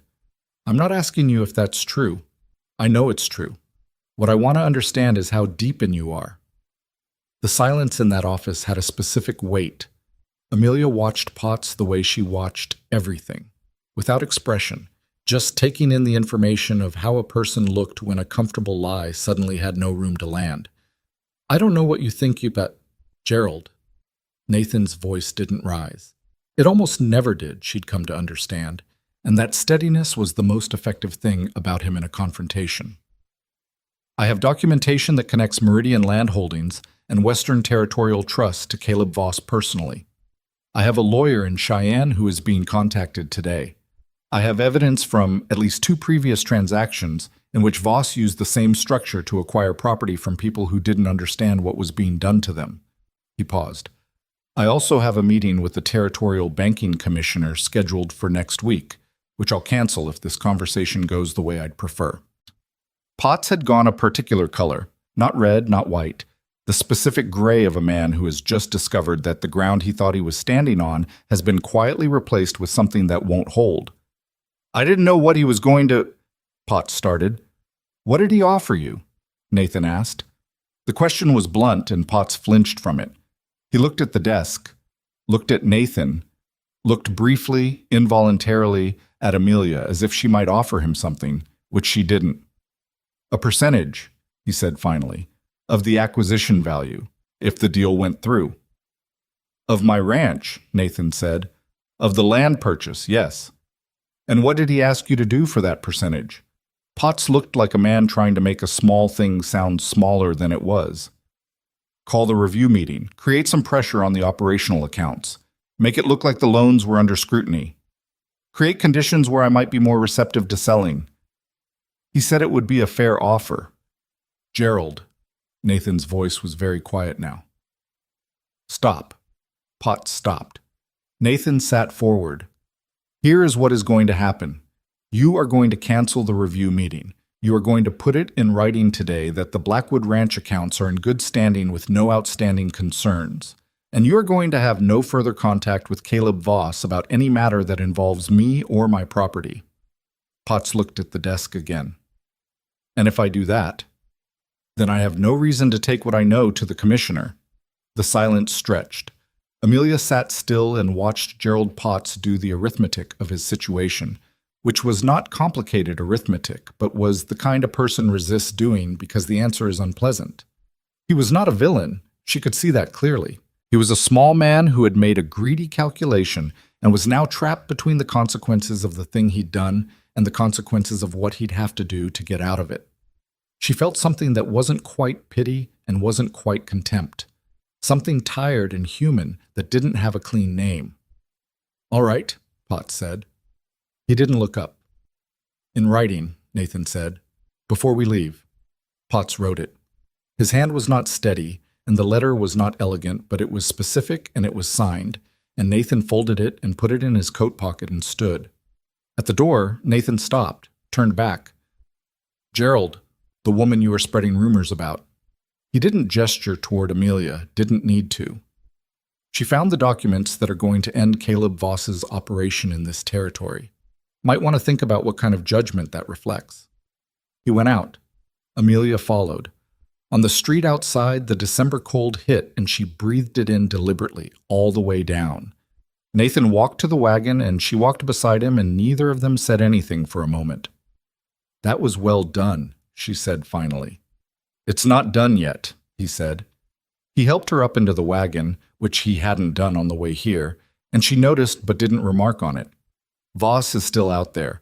Potts was a lever he was using. Now the lever's gone, but Voss doesn't know that yet, and when he finds out, he'll adapt. What will he do? Come at the land ownership directly. Nathan climbed up and took the reins.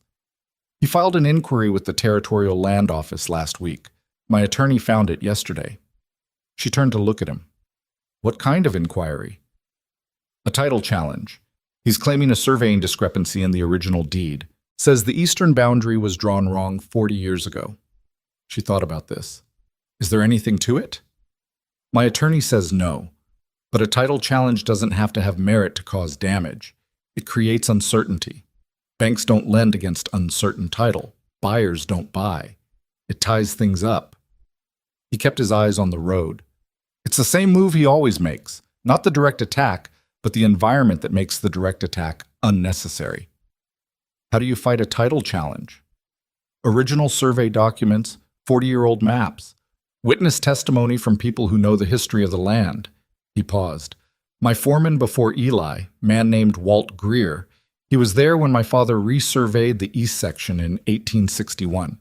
He's in his 70s now, lives in Bozeman. Lou Greer, she said. Nathan glanced at her. Lou Greer. He's Walt Greer's son. She watched the road. He's been eating my stew for 2 months. Nathan was quiet for a moment. He never mentioned his father worked here. People don't mention things like that until it matters. She paused. I'll talk to him tonight. He looked at her sideways. You realize that you have been, without planning to, connecting pieces of this ranch's defense for 3 months. I wasn't planning to, she said. I was just paying attention. He turned back to the road.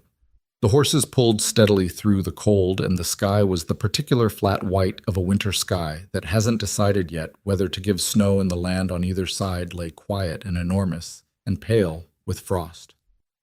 My father built this ranch, Nathan said after a while, not to make conversation, as if he needed to say it out loud. He came here with nothing. 30 years to build what it is. He died thinking it was solid, thinking it was permanent. She looked at the road ahead. I'm not going to lose it, he said. It wasn't bravado. It was the simple statement of someone who has found the line they won't cross and is telling you where it is. I know, she said. Lou Greer was not an easy conversation. She found him after dinner sitting alone on the bunkhouse step. He did this sometimes, in the cold, just sitting in it, which she'd come to understand was his way of decompressing from the day. She brought him a cup of coffee without asking if he wanted it and sat beside him, which was not something she usually did, and he looked at the coffee and then at her. Something's happening, he said. He'd always been perceptive, Lou Greer. He just kept it quiet. Yes, she said. I need to ask you about your father. He looked at the dark yard. He didn't say anything for long enough that she thought he might not answer. Walt Greer, he said finally. He worked here 30 years. He and Nathan's father... He stopped. Nathan's father was one of the only men who ever treated my father like he was worth something.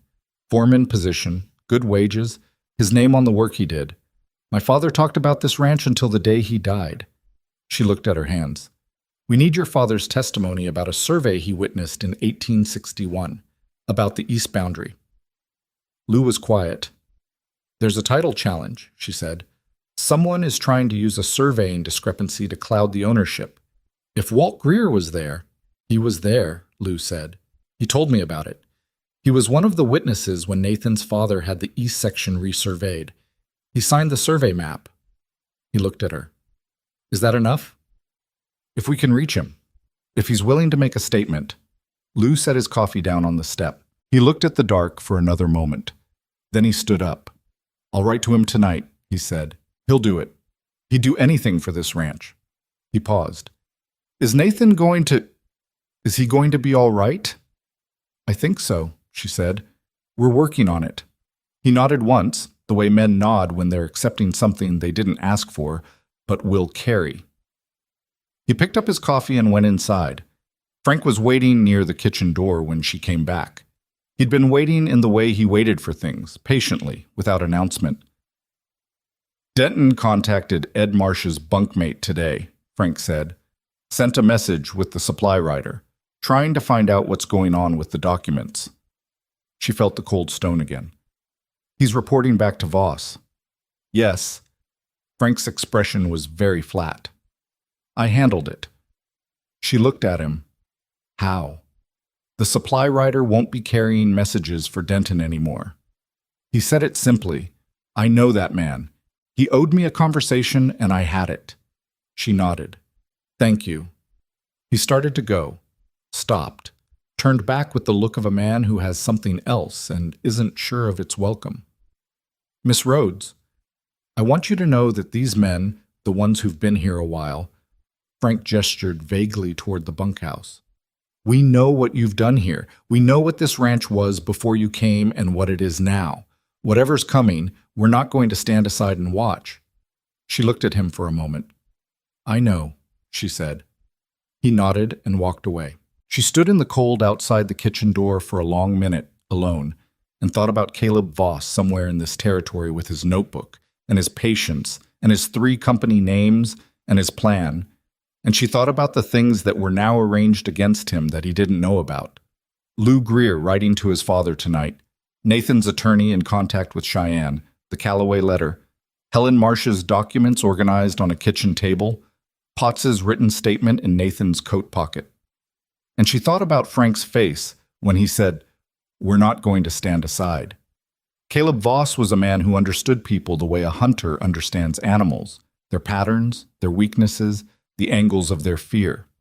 What he didn't understand, what he'd never had to understand because it had never been a factor before, was what happened when a place stopped being a collection of isolated individuals and started being something that functioned like a whole. He'd come here expecting to pick apart a ranch owned by a grieving, isolated man and staffed by people who worked for wages. He'd found something else. She went inside. She put the kettle on. She sat at the kitchen table and pulled Helen Marsh's documents back toward her and kept working, because 8 days was not much time and what they had was not yet enough, and there was still more to do before it would be. Outside, the first snow of the serious winter had started to fall, quiet and thorough, covering the yard and the cold frames and the fence lines and the long, familiar contours of Blackwood Ranch, and it fell on all of it equally, the way winter does, without distinction, as if to say that everything beneath it, everything that had been built and everything that was being defended was worth keeping under the same careful weight. Walt Greer's letter arrived on the 5th day. Lou brought it to the kitchen himself, which told her something about how seriously he was taking it. Lou Greer was not a man who delivered mail. He set it on the kitchen table while she was working and stood back and watched her read it with the particular stillness of someone who already knew what it said and was watching for her reaction. Walt Greer wrote in the hand of a man who had learned penmanship seriously and used it carefully, each letter formed with the deliberateness of someone who understood that written words were the kind of thing that lasted. He remembered the survey of 1861. He remembered Nathan's father. He remembered where he'd stood when the survey markers were placed on the east boundary, and he named the other 2 witnesses. One dead, one living, a man named Asa Pruitt, who had moved to Helena and whose address Walt included with the confidence of someone who had kept track of the people who mattered to him. At the bottom of the letter, in a slightly different pressure of the pen, as if he'd stopped and come back to it, I have the survey map, the original. Nathan's father gave it to me for safekeeping in 1873 when he got sick the first time. I've had it in a box under my bed ever since, waiting for someone to ask. Amelia set the letter down. She looked at Lou. He has the original survey map, she said. I know. Lou's voice was careful. I didn't know about the map. He never told me about the map. Can he come here? He's 74 and his hip is bad, but he can send the map. Lou paused. He said to tell Nathan that he'd send it today if Nathan writes and asks. He wants to hear from Nathan directly. She understood that. Walt Greer had worked 30 years for the Blackwood family, and he would do this thing, but he wanted the man whose ranch it was to be the one asking. Some things needed to go through the right person. I'll tell Nathan, she said. She found him in the stable, which was where he went when he was working through something he couldn't resolve at a desk. He was checking a mare's left foreleg with the concentrated attention he gave every task, and he looked up when she came in. She told him about the letter, about the map, about Walt Greer, waiting to hear from Nathan directly. He listened without interrupting, which was his way. When she finished, he was quiet for a moment, one hand still on the mare's shoulder. He kept it, Nathan said. It wasn't quite wonder, something more complicated. For 30 years, she said, under his bed. Nathan looked at the mare and then somewhere past her. My father trusted that man with everything, he said. I was 11 when Walt left. I cried for 2 days, and my father told me that some people you keep even when they're not in the same place. He stopped. I should have written to him years ago. Write to him tonight, she said. We need that map before the land office review. I will. He straightened, looked at her. 3 days until the review. I know. She'd been counting. How is your attorney doing with Calloway and Cheyenne? He found him. Calloway left Voss's operation 18 months ago, and he's not feeling loyal about it. He'll provide a written statement about the company structures and Voss's role in both Meridian and Western Territorial Trust. Nathan's jaw was tight, but his voice was even. It's enough to show the land office that the title challenge is not a good faith filing. Is that enough to get it dismissed? My attorney thinks so. A challenge filed by an entity that can be demonstrated to be acting fraudulently in other transactions. Yes, the land office has discretion to dismiss without a full hearing. She thought about this. What's the weakness? He looked at her. There's always a weakness, she said. What is it? He was quiet for a moment. Timing, he said. Calloway's statement has to arrive by the morning of the review. It's coming by courier from Cheyenne. If anything delays it, weather, road conditions, we go into that room with the Helen Marsh documents and Potts's letter and Walt's map, but without the direct link between Voss and the fraudulent entities. And without that link, the land office reviewer could decide the challenge has enough apparent merit for a full hearing. Which takes how long? Months, maybe longer. She absorbed this. So we need the Calloway statement. We need the Calloway statement. She went back to the kitchen and thought about weather and road conditions and the 100 small mechanical failures between Cheyenne and Mill Haven, and she thought about the fact that they had built something solid and real over the past 2 weeks, and that it could still come apart in the gap between what they had and what they needed. Not because Caleb Voss was smarter than them, but because the world was indifferent, and roads got muddy and couriers got delayed, and the difference between winning and losing was sometimes just the accident of timing. She made dinner. She made it carefully because that was what she could control. Ed Marsh came to the kitchen after dinner with an expression she'd learned to read as the expression of a man carrying information he isn't sure how to hand over. My cousin wrote again, he said. Helen. What did she say? She said a man came to talk to her last week, before she sent the documents. He looked at his hands. He introduced himself as a property investigator, said he was looking into her old boarding house claim, said if she'd hand over any papers she'd kept, there might be compensation for her. Amelia went still. She didn't give him anything. No, she'd already sent everything here by then. He looked up. But she's scared, Miss Rhodes. She said he was, the way she described him, he was polite, but she felt like she was being looked at through glass, like he was already deciding something about her. Caleb Voss. Or someone working for him. Is she safe? Amelia asked. She's staying with a neighbor now, just until things settle. Ed turned his hat in his hands. It was the same gesture Hector used, she'd noticed, and she wondered if it was a ranch habit or just the habit of men who needed to do something with their hands when they were worried. She did the right thing, didn't she? Sending those papers? She did exactly the right thing, Amelia said, and what she sent is going to matter. Tell her that when you write back.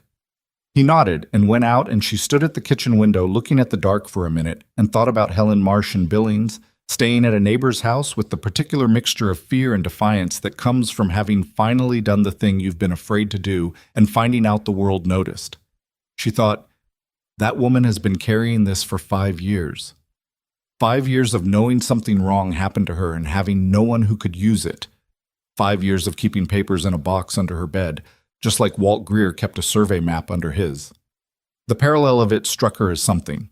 2 people, in different places, holding on to evidence for years because they couldn't bring themselves to let go of the proof that something real had happened, as if they knew, without knowing they knew, that someday the right moment would come.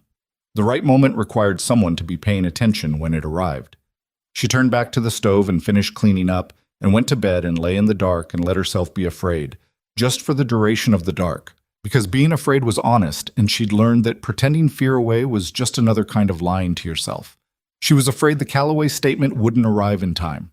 She was afraid the land office reviewer would be the wrong kind of official, the kind who had also been approached, who had also made a calculation. She was afraid that Caleb Voss, somewhere in this territory, was patient enough and resourced enough to outlast all of it.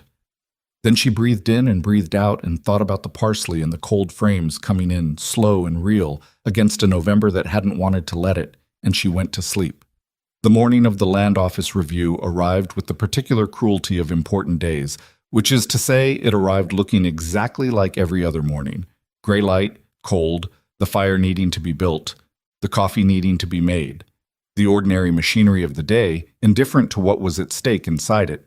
Walt Greer's survey map had arrived 2 days earlier, rolled in oilcloth, tied with cord, with a note in Walt's deliberate handwriting that said only, "Tell Nathan his father would be pleased." Amelia had unrolled it carefully on the kitchen table and looked at it. 40-year-old paper, the ink faded at the edges, but the boundary lines still clear, the survey markers named and dated and witnessed, and there in the lower right corner Walt Greer's signature alongside 2 others, one of whom was dead, and one of whom was Asa Pruitt and Helena, from whom Nathan's attorney had also obtained a sworn statement by telegram.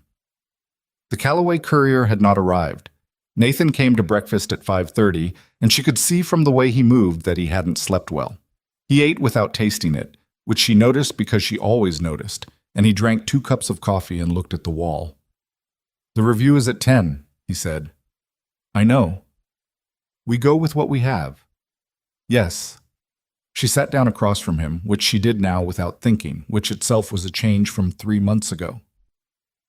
"Nathan, what we have is substantial, the Marsh documents, Potts's letter, the Callaway connection through the company structures, even without his direct statement, Walt's map, and Pruitt's testimony. It's a coherent picture. It's a coherent picture with a missing piece." "Every picture has a missing piece," she said. "That doesn't make the rest of it invisible." He looked at her.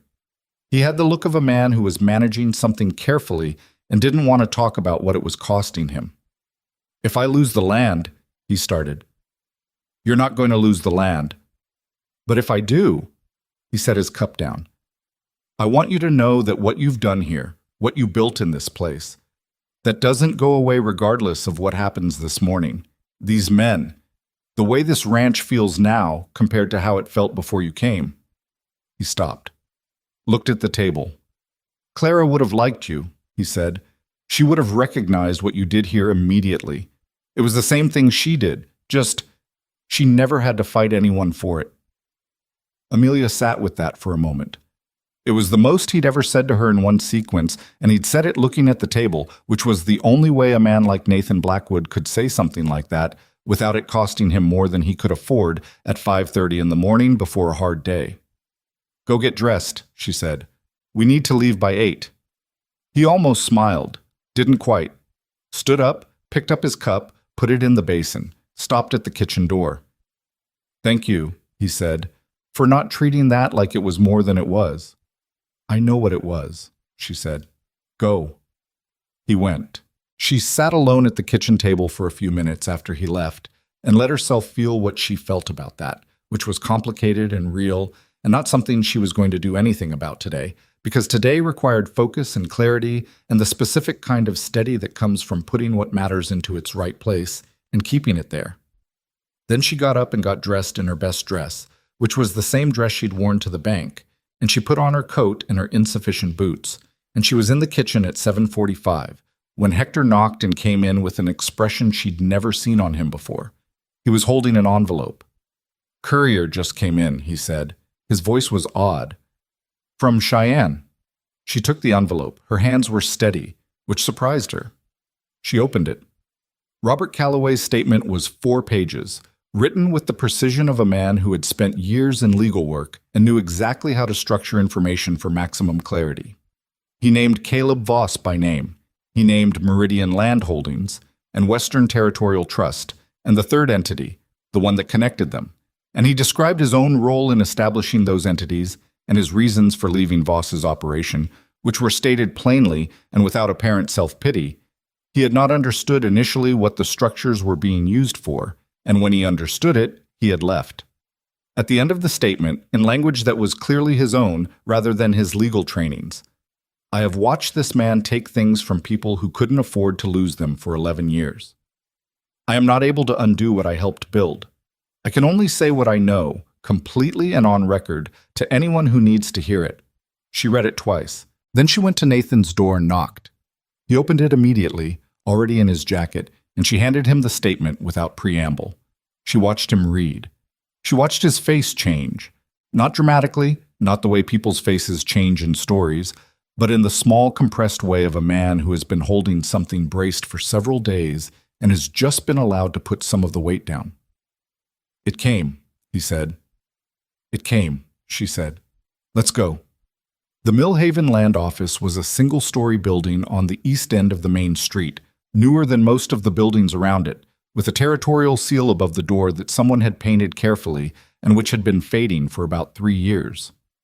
The reviewer assigned to the title challenge was a man named Douglas Albright, whom Nathan's attorney had described as thorough and not particularly political, which was the best you could say about an official and sometimes was enough. Caleb Voss was already there when they arrived. He was standing near the window on the far side of the room, and when Nathan and Amelia came in, he looked at them with the composed attention of a man who has learned to read rooms and was currently reading this one, and something moved through his expression when he saw Amelia.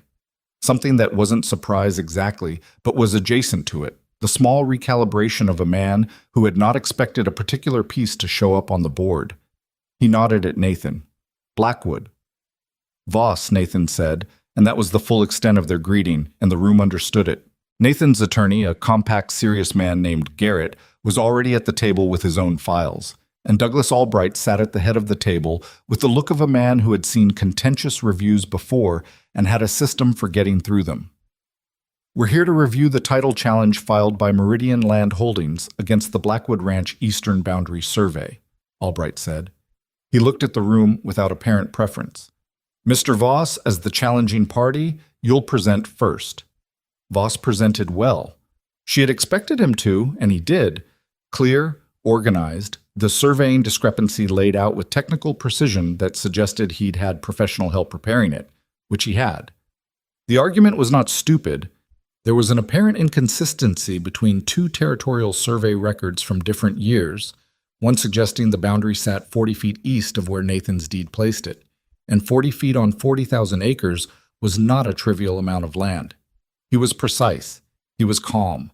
He was the version of himself that had walked into how many rooms and how many territories and succeeded by being the most prepared and most composed person present. Albright made notes, asked 2 clarifying questions, then looked at Garrett. Response? Garrett presented the Walt Greer survey map first, the original unrolled carefully on the table, the 1861 date and witness signatures clearly visible, and Albright leaned forward to look at it with genuine attention. Garrett explained the provenance, held by Walt Greer, foreman of Blackwood Ranch from 1851 to 1879, at the request of the original owner, for safekeeping. Voss's attorney, a man named Harker, who had not introduced himself to anyone, said, A 40-year-old document held in private hands without verification of chain of custody. Also a sworn statement from Asa Pruitt of Helena, Garrett said, and set that down beside the map. Who was present at the 1861 survey as a second witness and confirms the boundary placement, and a sworn statement from Walter Greer himself obtained 4 days ago. Albright looked at the statements. Voss's expression had not changed, but something behind it had. She could see it from across the table, the slight compression of a man absorbing information that is not what he planned for. Then Garrett set down the Helen Marsh documents and the Calloway statement and explained what they were, and this was the part she'd been thinking about for 2 weeks. Whether this part would land or not. Whether it would feel like what it was or feel like overreach. Albright read the Calloway statement with the full attention of a man who understood what he was reading. He read it slowly.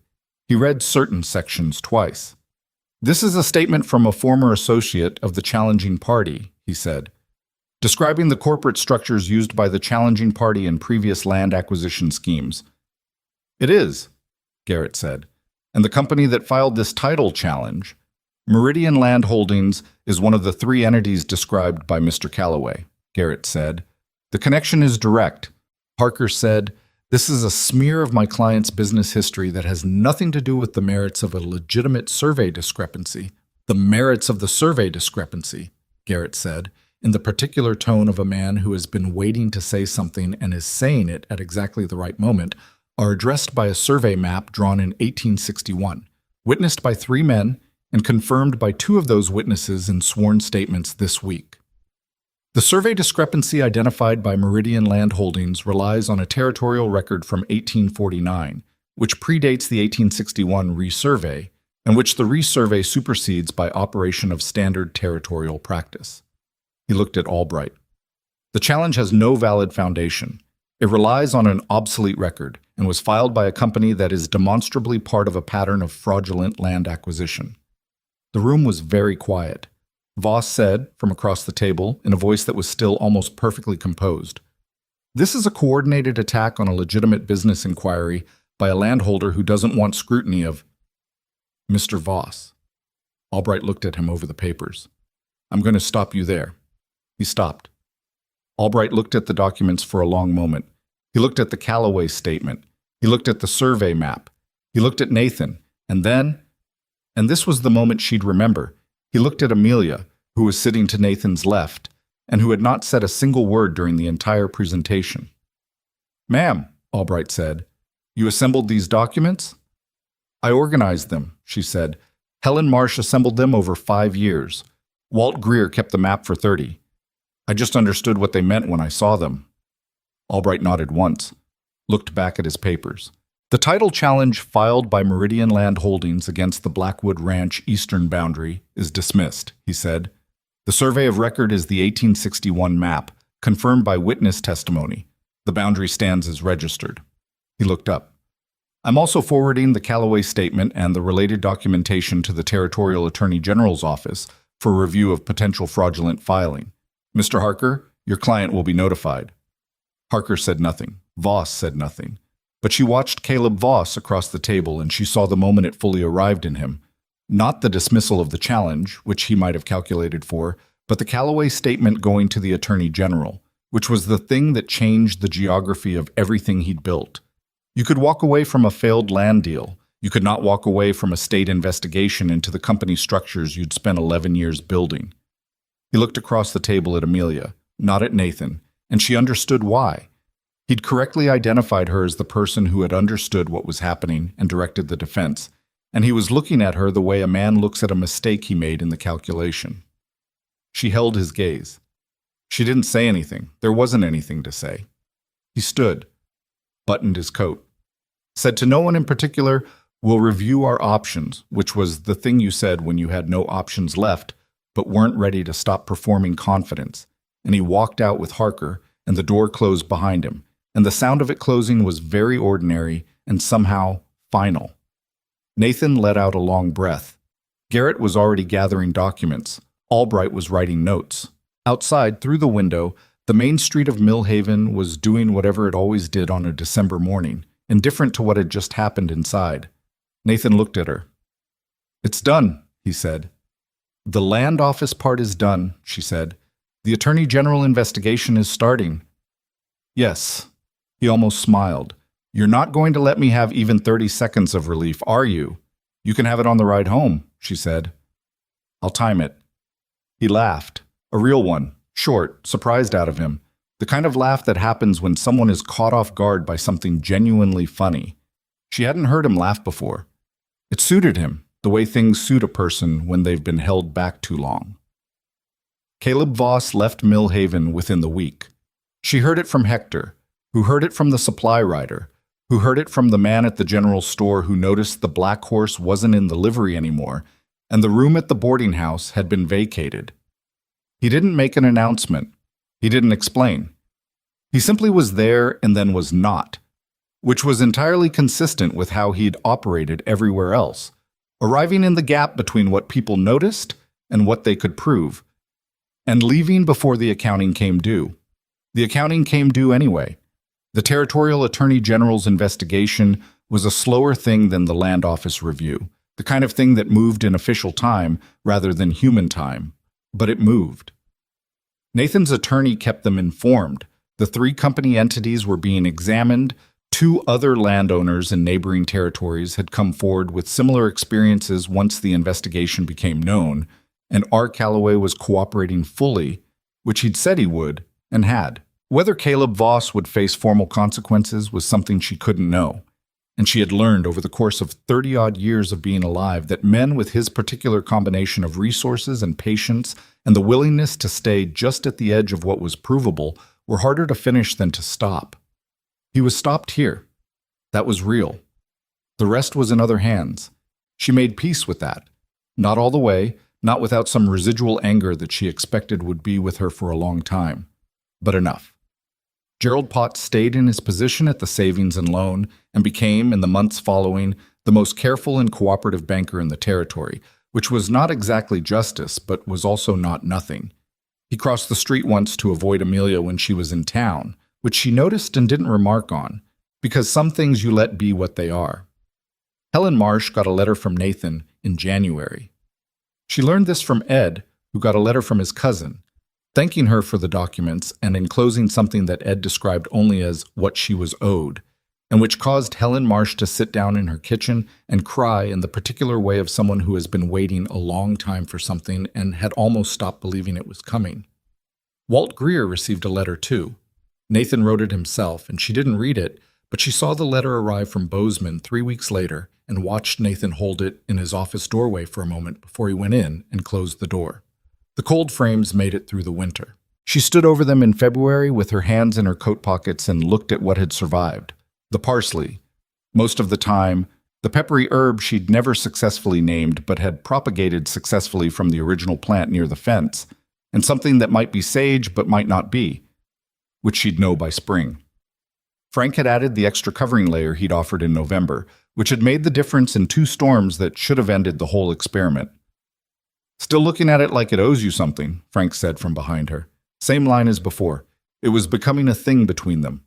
"It's starting to pay up," she said. He stood beside her and looked at the cold frames with the same appreciation he gave to any structure that had held up to what it was supposed to hold up to. "Eli wants to talk to you about the north section," he said. "He's ready to turn it when the ground breaks. Tell him I'll come find him this week." Frank nodded, didn't move immediately. "Price and Denton," he said. "Heard they ended up over near the Idaho border, working at a smaller outfit." "I heard that too." "They did what they did," Frank said. "But they were also scared of a man with money and no conscience. Those 2 things can both be true." She looked at him. Frank was not a philosophical man by nature, or at least he didn't present as one, and when he said something like that, it carried the weight of something he'd been turning over for a while. "Yes," she said, "they can both be true." He nodded again, and then he went back to the tool shed, and she stayed at the cold frames for another minute thinking about that. The way people make choices out of fear that they wouldn't make otherwise, and the way that doesn't erase the choice but does complicate the accounting of it, and the way she herself had made choices out of fear in her life that she wasn't proud of and hadn't had to answer for because they were small choices, invisible choices, the kind that only cost the person making them and no one else. She thought about the 14 cents in her pocket on that bench in Mill Haven, and the way she'd told Nathan she was a cook with the flatness of a woman who was too tired for performance, and the way she'd picked up her grandmother's pot and gotten in that wagon without knowing what she was getting into, which was either courage or desperation, or the particular thing you arrive at when you've run out of alternatives and find out that the absence of alternatives has its own kind of clarity. She didn't think she was brave. She thought she was a person who paid attention and stayed in the room. Those were not the same as brave, but they were something, and in her experience, something was what most situations actually required. Nathan came to the kitchen on a Sunday morning in March, when the light was different. The first Sunday with real light in it, the kind that comes in through the east window and means what it means about the season turning. She was making bread, the caraway kind, which she made now on Sundays without thinking of it as Frank's bread or as anything other than what it was, Sunday bread, the bread that meant the week was resting for a day. He sat at the table with his coffee and was quiet for a while in the comfortable way that had developed between them, the silence of people who have stopped needing to fill the space with noise. Eli says the north section will be ready by the end of the month, he said. I know, I talked to him Thursday. He wants to know if you want him to bring soil from the low meadow to amend the drainage. Yes, I told him yes. Nathan looked at his coffee. You've been having conversations with my people about things on my ranch without going through me again. Should I have asked? A beat. No, he said. I just think it's funny. She shaped the loaf, turned it, put it in the pan. What's funny about it? 6 months ago, you were sitting on a bench in Mill Haven with 14 cents and an iron pot, he said. Now you're directing my foreman's soil amendment strategy. She put the pan near the warm part of the stove. You're not annoyed about it. No, he agreed. I'm not annoyed about it. He set his cup down and looked at it. I want to ask you something. She waited. I want to know if you have anywhere you want to go, he said. Not because I want you to leave, the opposite of that. But I realized I've never asked. I've been assuming you were here because you had nowhere else, and that's not... He stopped. It's not fair to you.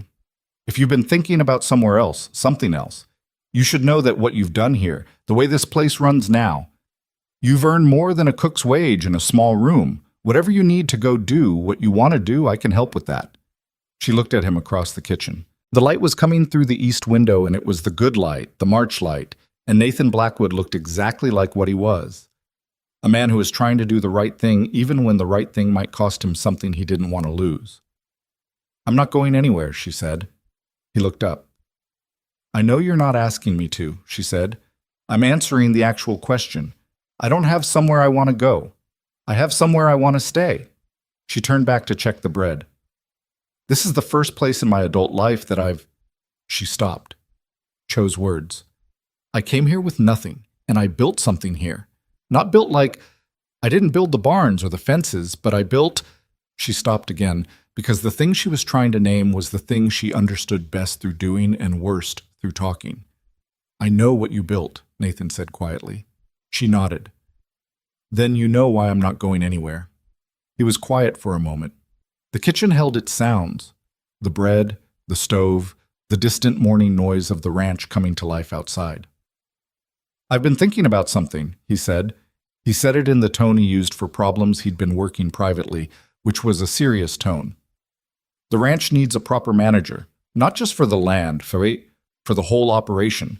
Eli does the land, Frank does the structures, and you've been doing everything else. The kitchen, the supplies, the morale of the crew, the cold frames, the way this place runs day to day. He looked at the table. That's not a cook's job. That hasn't been a cook's job since about your third week here. She didn't say anything. I don't know what the right word for it is, he said. I'm not sure there's a word in common use for what you actually do, but I'd like to make it official, whatever it should be called, and I'd like to pay you accordingly. She turned from the stove. You're offering me a position. I'm trying to, he said, and apparently I'm not doing it very smoothly. She looked at him for a moment. He was not a man who fumbled things easily, and the slight roughness of how this was coming out told her what the asking cost him, not the professional part. The professional part he'd clearly thought through carefully. The other part. The part where offering her a formal place in this operation was also saying something that had nothing to do with management titles and supply ledgers And they both knew it, and neither of them was going to be the one to say it plainly, because plain was not how either of them arrived at important things. "All right," she said. "All right, you'll take it?" "All right, I'll take it." He picked up his coffee. She turned back to the bread. Outside, somewhere in the south yard, someone was laughing. She thought it was Hector, and then she thought maybe it was Ed, and then she thought it didn't matter because people laughed here now, in the mornings, in the way of people who have stopped bracing for the day and started expecting something reasonable from it. The bread came out well. It always came out well now, which was not because she'd become a better baker, but because she'd finally learned this oven, its hot spots and slow corners, and the particular way it held heat in the back left that meant you turned the pan once at the midpoint. Learning an oven was like learning anything real. It took time you couldn't shortcut, and at the end of it you didn't have information so much as a relationship. That was what she'd learned over the course of a life that had given her every reason to stay defended and isolated and focused only on what was immediately necessary for survival. That the things worth having were not things you acquired, but relationships you developed. With an oven, with a parsley plant in a cold frame, with a man who carried grief like a piece of furniture he'd arranged himself around for so long he'd stopped seeing it was there. With 20-odd men who ate her food and fixed her cold frames and sat closer together at the table than they used to. She had started her life, really started it, the adult version, with the idea that she needed to prove her worth, show people what she could do, demonstrate her value in terms clear enough that even the people who didn't want to see it would have to acknowledge it. That was the logic of the bench in Mill Haven, the iron pot, the first dinner for 22 men who had forgotten what it felt like to eat something made with real attention. She still believed in that logic, but she understood now that proving worth and building belonging were not the same project, even if they sometimes overlapped. You proved worth to people who were withholding what you needed. You built belonging with people who were present in the same place, trying, failing, managing, getting up the next morning and trying again. The first was exhausting. The second was just life. The ordinary, difficult human work of being in a place with other people and caring what happened to them. Caleb Voss had understood worth perfectly. He'd spent his whole career assessing it, exploiting it, converting other people's built things into his own acquired things. What he'd never understood was belonging, because belonging can't be assessed from the outside. It's not visible as a line item. You can't acquire it or threaten it or file a title challenge against it. It lives in the caraway bread on Sunday morning, and the cold frames in the yard, and the way Frank moves over at the table without being asked, and the way Lou Greer eats stew with onions in it and counts it as a milestone, and the way a 74-year-old man in Bozeman keeps a survey map under his bed for 30 years because some things you hold on to because you can't bring yourself to let go of the proof that something real once happened. Caleb Voss had come to Blackwood Ranch expecting to find a lonely man's fragile operation, and had found instead a place that had, over 3 months, quietly and without announcement, become impossible to take apart. Not because it was defended by walls or wealth, but because every person in it had started to feel that it was theirs. And you cannot take from people what they have decided is theirs. You can try, but you will find that the cost of trying exceeds whatever you came for. She thought about her grandmother, who had never known anything about Montana or frontier ranches or land fraud schemes, who had cooked every day of her adult life in a kitchen that was never quite warm enough and never turned anyone away from the table, who had died in the same house she'd been born in without ever going anywhere or acquiring anything of note, and who had left behind in the people who had eaten at her table a quality of aliveness that Amelia still felt when she was doing the work right. What her grandmother had known, without ever articulating it, a place is not made of its materials. It is made of its attention. And attention is the one thing that cannot be bought or forged or legally challenged. It can only be given freely every day to the people and the work and the small growing things that happen to be in front of you. Amelia Rhodes had arrived at Blackwood Ranch with 14 cents and an iron pot, and the particular quality of attention that her grandmother had given her without knowing she was giving it, and she had paid it forward into this cold Montana valley, and the valley had held it. She cut the caraway bread. She put it on the table. She called toward the hall. Breakfast, the same way she called it every morning, without ceremony.